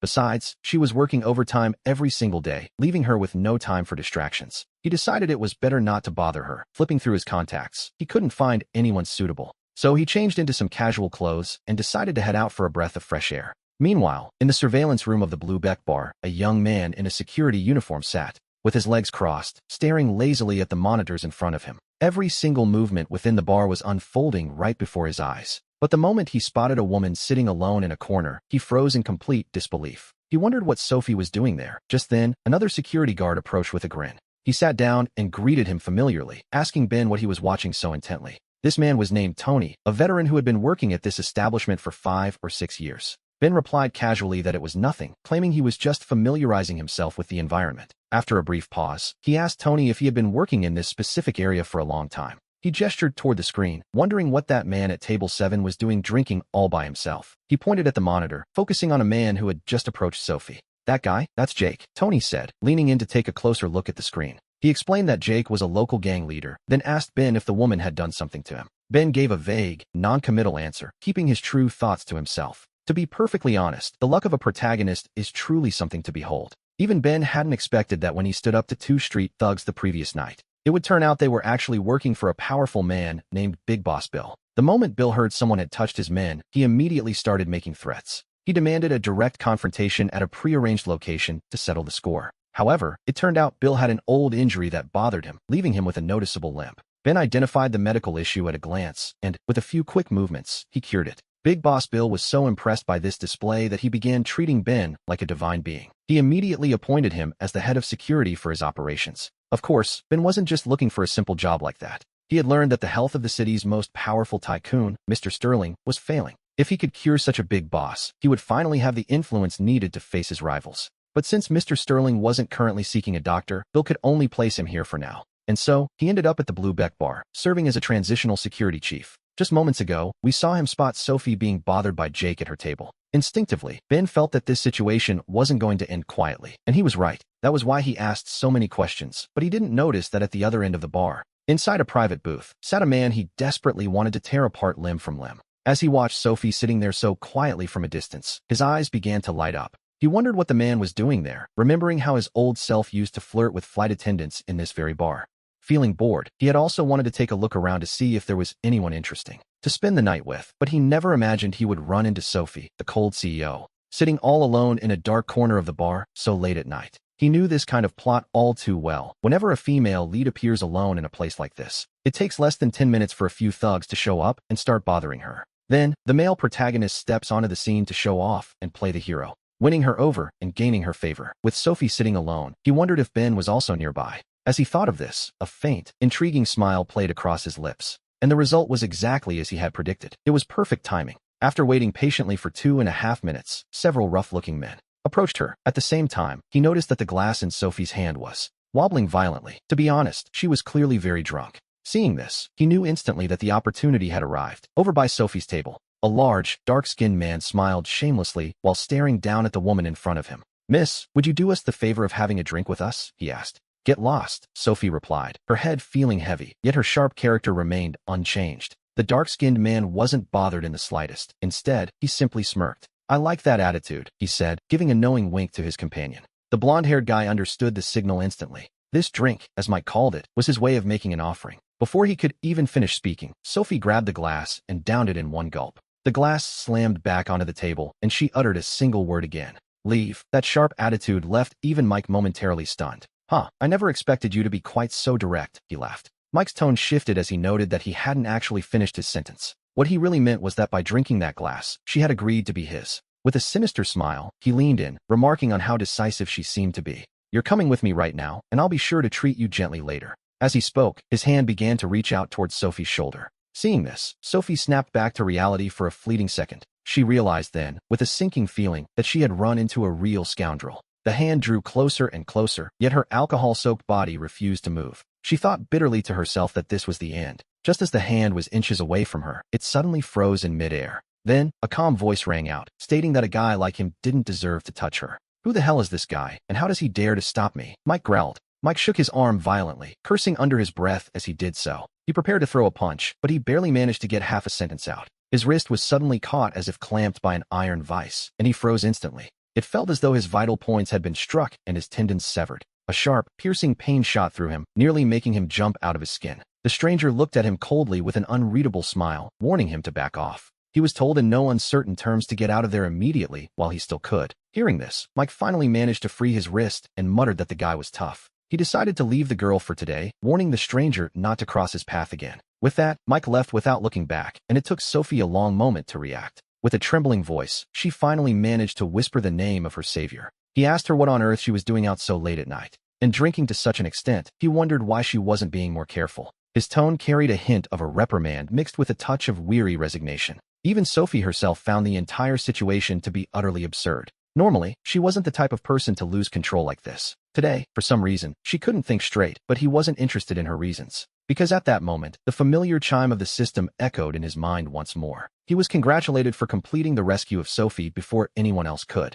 He gained 500 villain points and recovered 100 points of luck. He was granted mastery of hidden weapons at the maximum level. It was a truly useful skill, ensuring that even if he faced the protagonist head-on one day, he wouldn't be left standing helplessly in the other man's shadow. Looking at his stats again, he saw his luck had reached 800 points and couldn't help but sigh. With every passing day, hope was growing. Meanwhile, Sophie lowered her head, clearly wanting to explain things to her mother, but she remained silent, visibly weighed down by worry. He didn't press her for answers, simply gesturing that he would take her back home. Upon hearing this, Sophie tried to stand up on her own strength. But in the end, her strength failed her, and she slumped back into the chair. Seeing her struggle, he let out a small sigh and decided it was better if he helped her himself. Since she was a child, Sophie had never been this physically close to any man. But telling herself he was just her uncle, she decided it was probably fine and spoke up. She thanked him, and he simply replied that there was no need for such politeness with family. Without any further ceremony, he placed Sophie's hand over his shoulder and wrapped his other arm firmly around her slender waist. The system chimed again, noting he had achieved his first moment of close contact with the heroine. He gained another 300 villain points and recovered 100 points of luck. Hearing that pleasant notification, a faint, satisfied smile played across his lips. Deep down, he noted that Sophie was in excellent shape, her waist feeling both soft and firm. It was a pleasant sensation, just as the two of them were leaving the bar and approaching the corner. He frowned as we see more than 20 young gang members appear, all clutching steel pipes. They brandished baseball bats as well, blocking the path in a rather imposing display of force. Behind him, 3 men in civilian clothes stepped out from the shadows. These were the 3 elite guards assigned to protect him at all times. Taking in the scene, they quickly surrounded him to ensure his safety. The guards urged him to leave quickly and not to worry about their own well-being. Though they were highly skilled, the rivals were simply too many and all heavily armed. Fighting here would be a disadvantage, so he decided the best course was to retreat first. He looked down at the girl in his arms, and, without a moment's hesitation, he adjusted his grip. He lifted Sophie up fully. Even though his own combat skills were at their absolute peak, he felt that getting his own hands dirty in a street brawl was beneath his dignity. The gang leader, Mike, noticed the guard's attire and let out a cold, mocking laugh. He mocked their posturing, asking if they really intended to stand their ground against him. The lead guard asked with a frozen expression if Mike really wanted to do this. Mike snapped back that he wasn't anyone's friend and signaled his men with a wave of his hand. He ordered his brothers to charge, telling them to beat the men without mercy. However, he warned them not to touch the woman as the group of thugs began to scream and surge forward. They lunged toward the group, swinging their iron bars with violent intent. The 3 guards reacted instantly, snapping their telescopic batons open with a sharp click. One moved to cover the rear, while the others stepped forward to protect their charge. The lead guard, Liam, personally cleared a path while covering the retreat. Seeing him about to escape with the woman in his arms, the gang grew frantic. Mike shouted for his men to go after the man carrying the girl. He ordered them not to let him escape, and several thugs immediately broke away from the guards.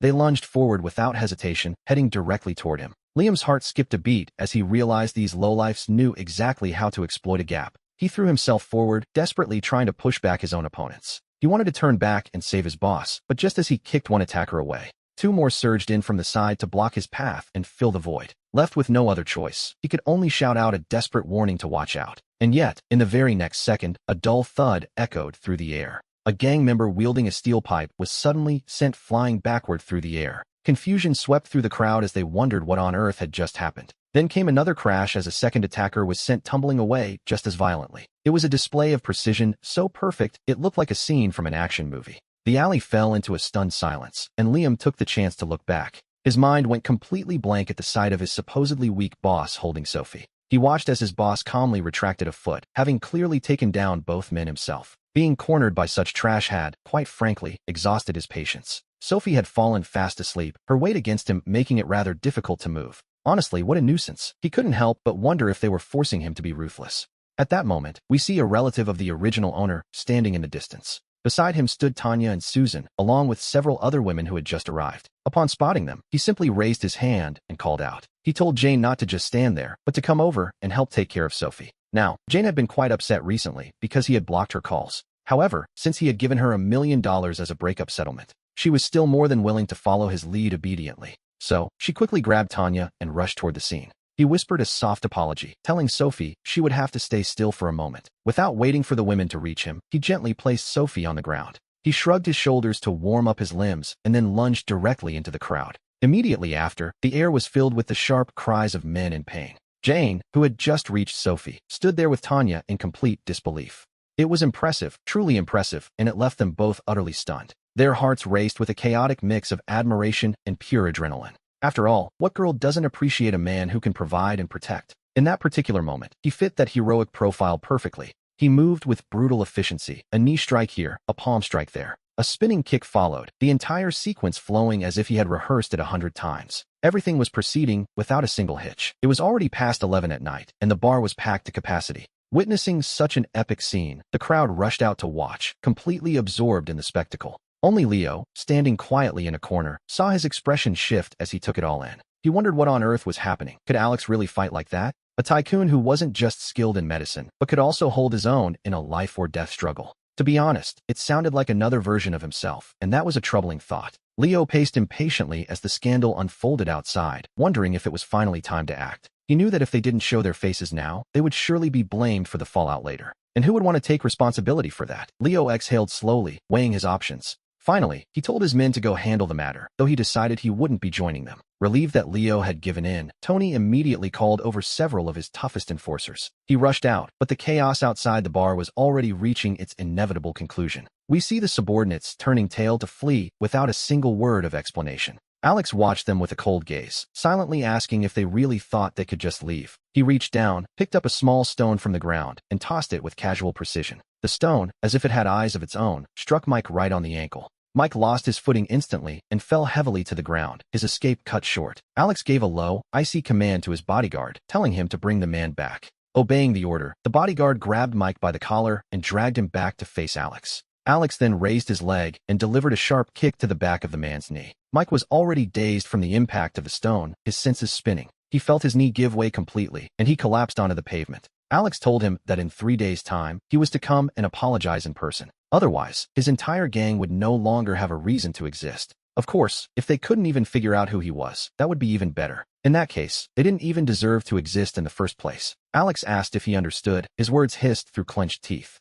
Mike stammered out that he understood and would do exactly as he was told. With his mouth bloodied, Mike was secretly seething with a quiet, desperate rage. He wondered who this man thought he was, demanding an apology from the tiger. But when you're under someone else's thumb, you have no choice but to bow your head. He could only agree to the terms, though Alex had no intention of letting him off easily. He decided that as long as the man could still speak, the rest was negotiable. He ordered his bodyguard, Carter, to break the man's limbs, much to Mike's horror. Mike's eyes widened so far they looked as though they might actually burst. When dealing with street thugs like this, Carter didn't hesitate for a single second. A sickening crack echoed through the air, followed by Mike's agonizing screams. The cries rang out across the entire street just as the job was finished. At that moment, the bar's security guards finally came rushing out, looking quite alarmed. Alex didn't even bother to acknowledge them, turning his attention back to the young man. The security guards rushed over, asking if they were all right. The 2 bodyguards replied that they were fine, though they were clearly struggling with the pain. We see that their clothes were covered in dust and bloodstains. They had taken 2 knife wounds, and yet, incredibly, they still insisted they were perfectly okay.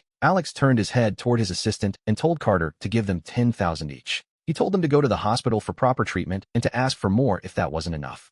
Upon hearing this, Carter was more than a little surprised by his boss's sudden generosity. He wondered how Alex could seem like a completely different person. Before, wouldn't he have just called them useless? Since when did he care so much? He had never shown this kind of concern for his subordinates before. But Carter didn't overthink it, mostly because he liked this version of his boss much better. Alex paid no mind to his assistant's internal confusion and continued giving his instructions to Carter. He told him to take the men to the hospital while he took Sophie home first. Carter started to argue that Alex shouldn't be left without protection, but then he looked at the thugs on the ground. He swallowed his words, realizing Alex could clearly handle himself, and simply turned around. He went to the parking lot to get the car and drove the 2 wounded bodyguards straight to the hospital. Alex, meanwhile, walked quickly back to where Sophie was waiting for him. He reached out to her, noticing that her forehead felt terribly hot to the touch. As soon as Sophie saw him approaching, she tried to speak, her voice strained and urgent. He frowned slightly, placing his hand against her brow to check her temperature again.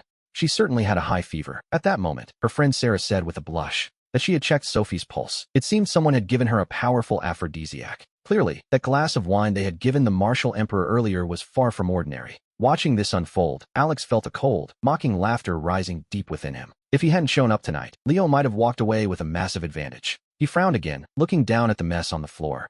He was beginning to realize the wine had been spiked. The trap had been set perfectly. It was also obvious. Too tired to keep overthinking the scheme, however, he quickly got Sophie into the car and sped off toward the hospital. Inside the Porsche, Sophie was completely dazed, her mind lost in a fog. She was burning up. It was too much to bear, and her clothes began to slip away. On their own, Alex kept his eyes on the road, though he couldn't help glancing at the passenger seat. To be honest, what he saw would have been a breaking point for any normal man. Anyone else would have lost control by now, and for him, it was a golden opportunity. But the system had already warned him. With ordinary women, he could do as he pleased. But these heroines were different. They were tied directly to the male protagonist's destiny. He knew he couldn't afford to have any distracting or impure thoughts. To even touch them, 2 specific conditions had to be met. First, the woman had to be in full possession of her mental faculties. Second, he couldn't use force. Otherwise, he would be facing some very serious problems. Now, Sophie was suffering under the effects of that spiked glass of wine. She was at her most vulnerable moment. But what would happen next? Alex knew he wasn't the protagonist. He didn't have that magical aura where a single night would make a girl fall hopelessly in love with him. If Sophie were to open her eyes tomorrow morning, and discover that someone had taken advantage of her, the protagonist's influence would likely take over.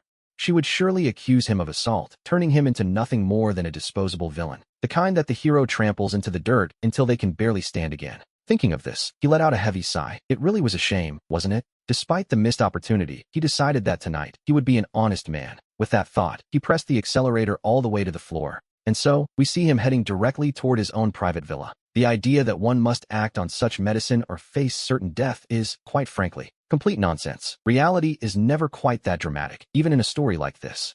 While the drug causes extreme discomfort, if one can endure it, the effects fade naturally in a few hours. At most, the person suffers a little. Before long, they arrived at the Lishan villa. When he helped Sophie out of the car, she was curled into a tight, trembling ball. She clung to him immediately, refusing to let go, her face brushing against his at every turn. She began biting at his neck incessantly. Realizing he couldn't dodge her, he braced himself, carried her into the bathroom, and turned the cold water on full blast before placing her in the tub. The freezing water drenched her completely. Sophie shivered violently, and her mind finally began to clear. Just a little. Now, scattered fragments of the night started returning to her. She only vaguely remembered encountering some thugs and being on the verge of a terrible accident. She remembered that the man had saved her. Suddenly, a vivid scene flashed through her mind. Sophie woke up with a start and quickly scanned her surroundings with wide eyes. The room she found herself in was remarkably large and filled with bright light. It was a spacious, sunlit bedroom decorated in an elegant, classic European style. With its gilded and painted ceiling, the place looked incredibly expensive. But this was a place she had never seen before. Looking down at herself, she saw she was wrapped in a thick, very modest bathrobe. Everything was covered up, but this certainly wasn't her home. Her heart tightened with anxiety. She quickly opened the robe to check her condition. In the next second, she froze in shock. Her underwear was completely gone. She collapsed, sinking to the floor. But then, she felt something was missing. Something didn't feel right. Although her head was dizzy, her body felt perfectly normal, without even a hint of pain or that specific after sensation she had read about online. A wave of doubt washed over her. She hurriedly tightened her belt and ran out. The entire villa was brightly lit, yet there wasn't a single soul in sight. When she finally reached the ground floor, that familiar figure appeared before her. Alex, also in a bathrobe, was sitting on the sofa with his legs crossed, playing on his phone. Hearing the noise of her arrival, he simply looked up from his screen. He asked if she was finally awake, which made Sophie's heart skip a beat. She asked how she ended up there and if he remembered what had happened earlier. He set his phone aside and gestured for her to take a seat on the sofa next to him. Sophie obeyed and sat down, first nodding slightly before shaking her head in confusion. She still had some memory of the first part of the evening, but as for what followed, her mind felt as though it were completely shrouded in a thick, heavy fog. She couldn't recall it clearly, though she had a vague image of herself hugging Alex tightly. The moment that thought crossed her mind, her entire face flushed a deep shade of crimson. Could that really have been her? Had something actually happened between her and Alex? As these questions swirled, Sophie came to a sudden, jarring halt in her train of thought. To be honest, she didn't dare to let her reflections go any further than that. Alex, for his part, immediately read the inner turmoil written all over her face. He noted that there were things she didn't remember well, and he wasn't wrong. He told her to stay calm and explained that a man named Bill had given her a drink. When she nodded in recognition, he continued to fill in the missing pieces of her memory. It turned out that Bill had tampered with that drink, adding something quite dangerous to it. Alex explained that after taking her away from there, his original plan was to take her home. However, the effects of the drug took hold far too quickly to reach her destination in time. He knew that if her family or a doctor found out, the resulting rumors would be devastating. So, he simply brought her to his house instead. Hearing this, Sophie tried to remember and asked, if that was indeed the case, then what exactly had happened to her clothes? He calmly explained that to counteract the drug's effects, he had her soak in cold water for a while. Her clothes had become completely soaked, so he explained calmly that he simply didn't want her to catch a cold.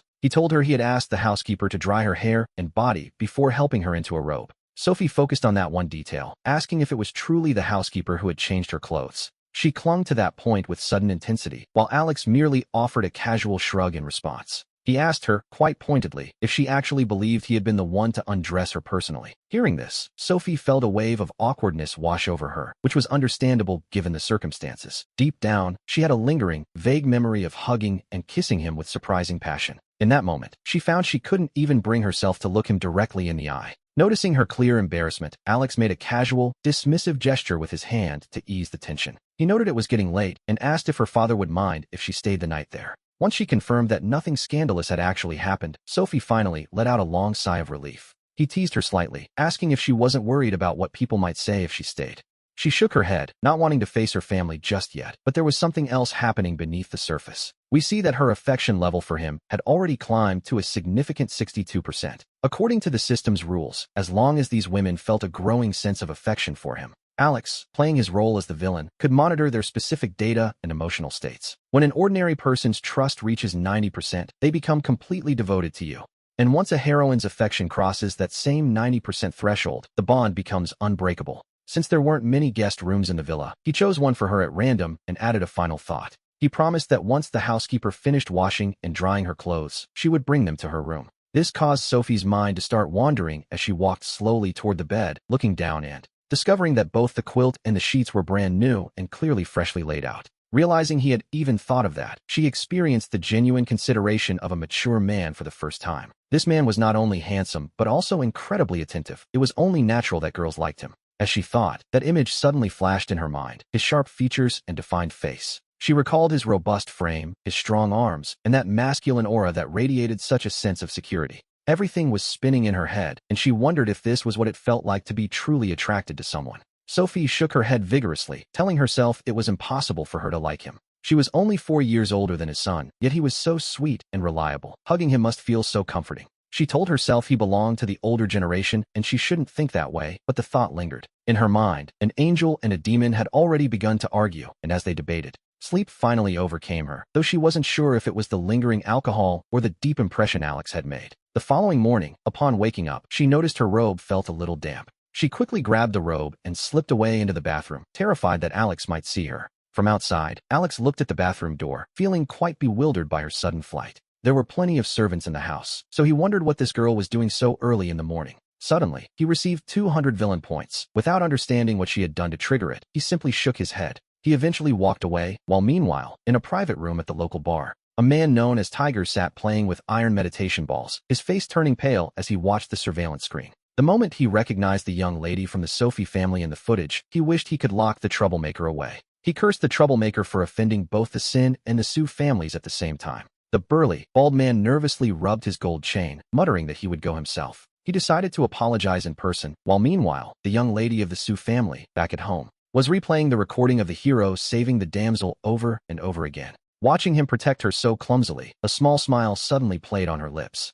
She whispered that the boss even adjusts his tie while fighting, as she absent-mindedly stroked the silhouette of his profile on the screen, only to suddenly realize what she was doing. Blushing furiously, she tossed the tablet onto the sofa, calling herself crazy for such thoughts. But the deep red of her ears had already betrayed her true feelings. Just then, a servant announced the police. In the top-floor office of Building 15, right after Alex had assigned a new temporary task, he raised an eyebrow slightly and told them to let the lawyer handle it. To be honest, he wasn't worried. He twirled his pen with total indifference, knowing minor situations like this didn't require his presence. The sheer power of capital was on full display here. For the exact same street fight, the protagonist ends up at the police station while the villain walks away completely unscathed. That is the irony of reality. After hanging up the phone, he stood absorbed, staring at the model of the city, knowing that to crush a lucky wolf, he had to attack on multiple fronts. Intercepting his opportunities was key, but he also had to win over the female lead. He needed to strengthen his own power. He wondered where the limit of his coercion truly lay. The pen in his hand spun so fast it left a blur, a silent testament to his focused mind. He knew that as long as he didn't resort to brute force, he could control everything.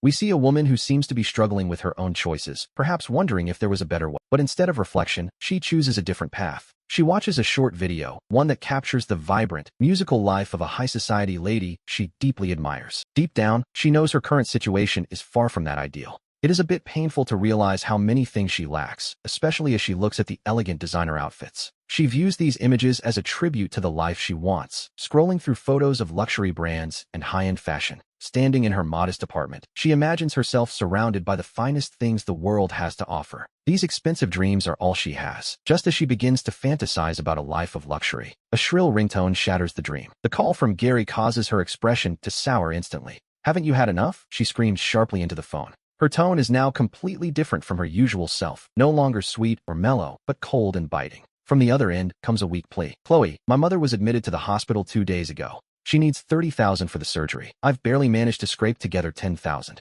Could you advance me the other $20,000? He asks. "What?" she replies in disbelief. $20,000? Do you think I'm a bank?" Before she even finishes the sentence, her face flushes with anger. She turns and paces to the end of the hallway. Gary, have you completely lost your mind?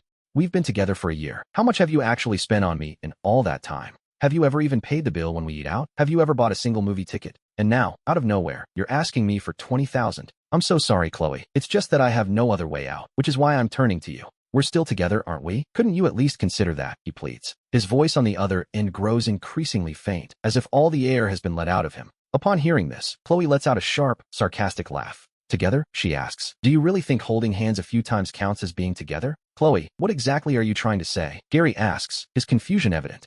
Gary stands there utterly stunned, his tone shifting as the reality of the situation begins to sink in. We're finished. Did you hear me clearly? It's over. Gary is completely bewildered, unable to grasp how quickly things are falling apart. Chloe, is money really more important than me? Are you leaving me just because I asked for help? She doesn't hesitate. Yes, money is important, and the fear of losing it is even more so. She tells him she has decided to break up with him, her anger rising with every word she speaks. She reminds him that she earned this money through backbreaking work and sheer determination. She spent her days selling houses, enduring the scorching sun and the biting wind. And you just ask for it like it's nothing? You barely make $1,000 a month writing those web novels. How do you ever plan to pay me back? Gary can only reply that his mother simply can't wait any longer. Well, I don't have it either, Chloe says, taking a deep, steadying breath. Lowering her voice, she tells him plainly, Gary, the truth is, we have no future together. She has no intention of spending the rest of her life squeezed into a crowded subway car. This is simply not the life she wants for herself. On the other end, there is only silence. After a long, heavy pause, Gary finally begins to speak, his words coming out slowly. Chloe, are you truly certain you want to end this? Gary asks. In truth, she had been wanting to break up for quite some time. But because of her pride, she had planned to simply distance herself and wait for him to be the one to suggest it. However, he spent his entire day completely absorbed in his writing.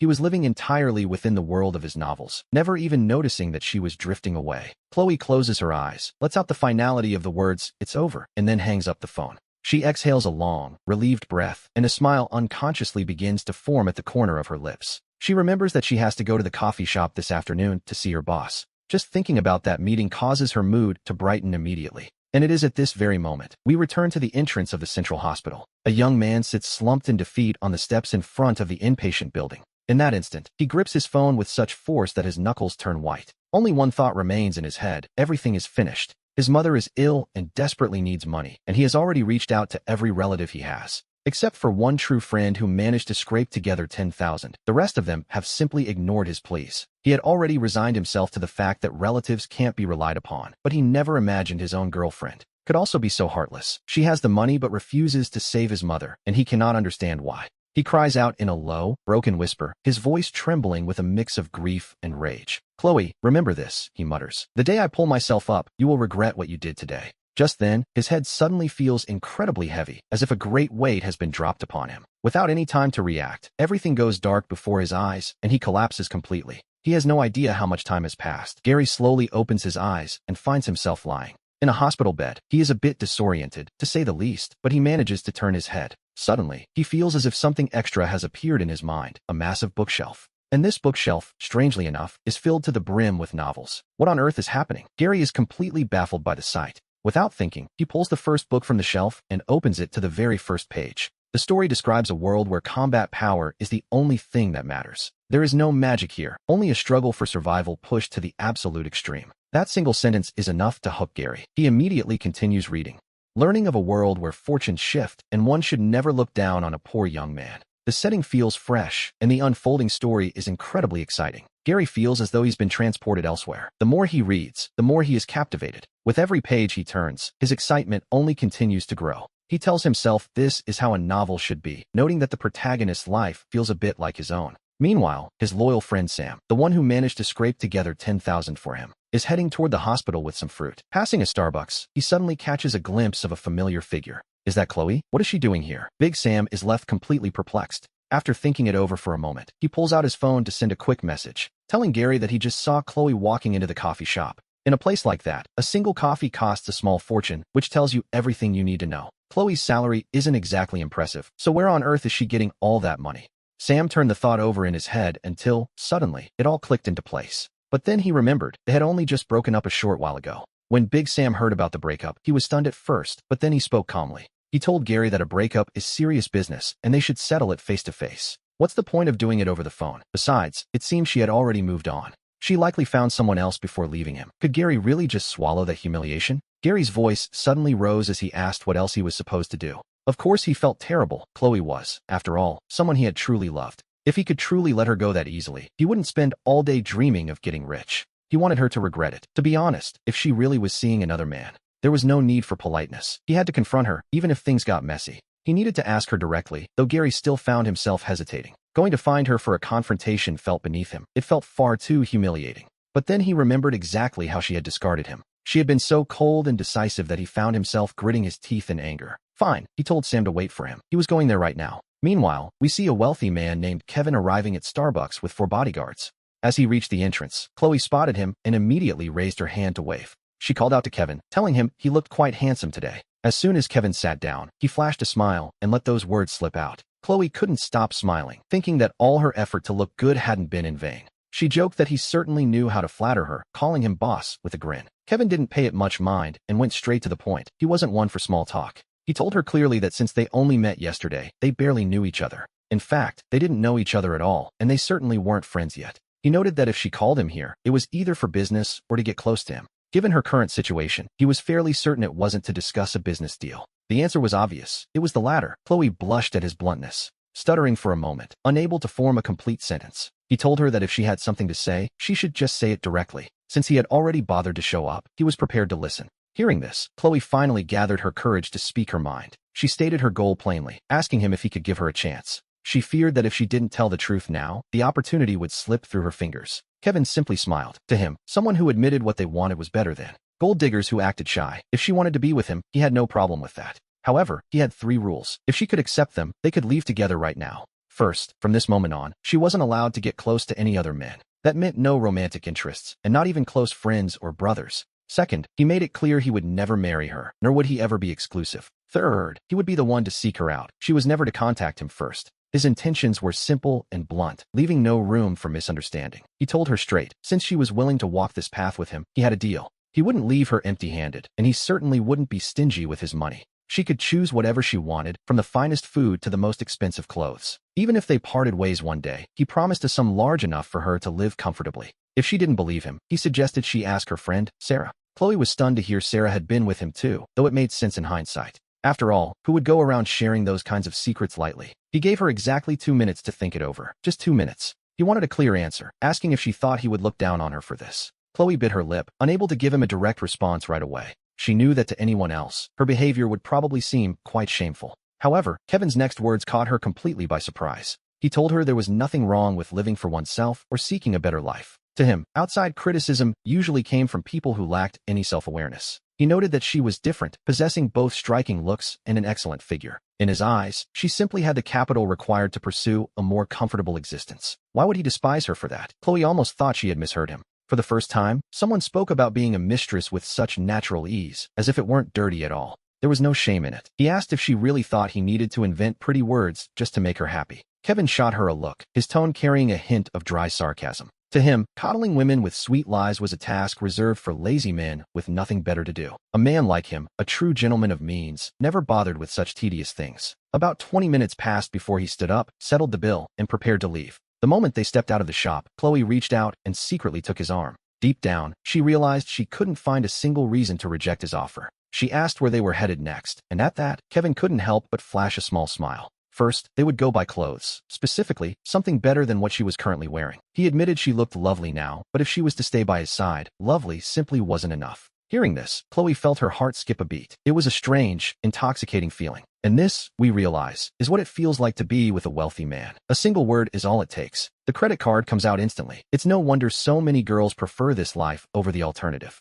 It certainly beat spending a lifetime with a poor man. She remembered how her ex, Mike, used to take her out. He only bought her cheap noodles at street stalls. Thinking of it, Chloe felt a tight knot in her chest. Suddenly, a loud shout snapped her back to reality as 2 shadows emerged from around the corner. Before they could even get close to Kevin, 2 men in black suits stepped forward and intercepted them. Chloe stared in disbelief, recognizing one of them. Mike, what on earth are you doing here? He spat back, asking what she thought he was doing, claiming he had been completely wrong about her. Mike shot her a fierce look, his voice dripping with heavy sarcasm. Beside him, Big Charlie stared intently, clearly impressed by the way Kevin stepped out of the luxury car. He accused her of breaking up with him that morning only to be with someone else by the afternoon. He asked if she was just some schoolgirl. Chloe wanted to snap back in a fury, but she held herself back.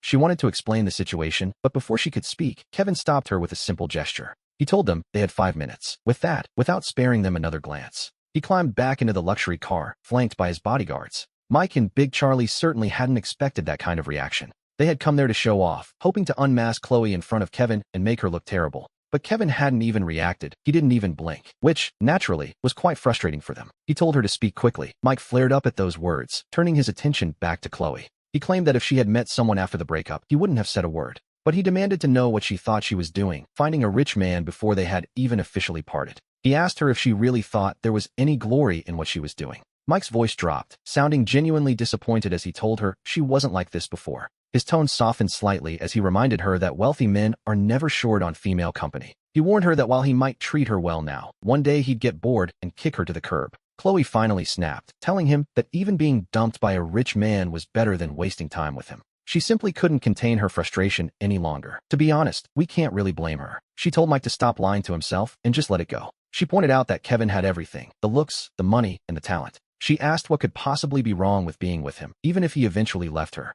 It would be her choice, and certainly better than a life with Mike, unable to afford a decent meal. She reminded him that he needed $3,000 for his mother's surgery. She told him she would transfer the money right then, pulling out her phone to prove it. With a quick swipe, the $3,000 were sent directly to Mike's account. Once the transfer was successful, she held the screen right in front of Mike's eyes. She told him to consider it a breakup fee, paid for by her personally. She spoke every word with cold precision, pointing first at herself and then at Mike. It isn't every day we see a woman paying off a man to end a relationship. She declared that from that moment on, they were officially even. She ended it right there and, without a single backward glance, walked away.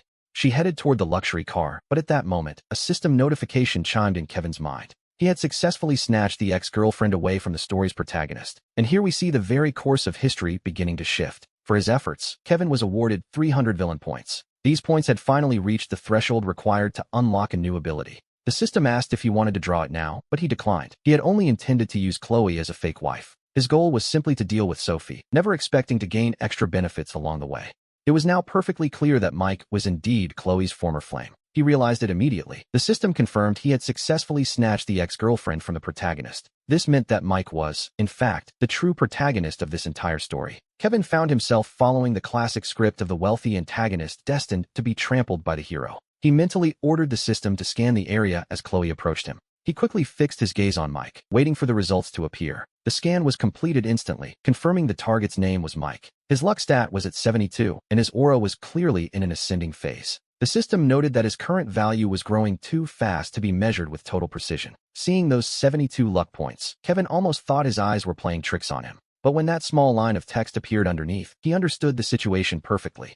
This man had almost certainly just linked up with a protagonist system of his own. His destiny hadn't fully exploded yet, so his grand counteroffensive hadn't quite begun. The key takeaway here is that this world clearly doesn't have just one protagonist. It was a suspenseful realization, and he sighed softly to himself at the complexity of it all. Although the villain points he earned this time were few, at least he had gained a valuable lead. Chloe apologized for making him wait, addressing him formally as President Ian. Kevin took one last look at Mike, who remained standing there, completely motionless. Having no desire to waste more time, he simply ordered his driver, Luke, to start the car. He asked Chloe if that man standing there like a statue was actually her partner. She brushed it off, claiming they had only shared a couple of meals together. She insisted they had only gone to the movies and, at most, held hands once or twice. Hearing Chloe's nervous explanation, Kevin simply offered a light, knowing smile. He told her to relax, claiming it was nothing more than a casual question. Even if there had been something between them, it wouldn't have bothered him in the slightest. He suggested they go pick out some clothes first, and Chloe nodded with hurried relief.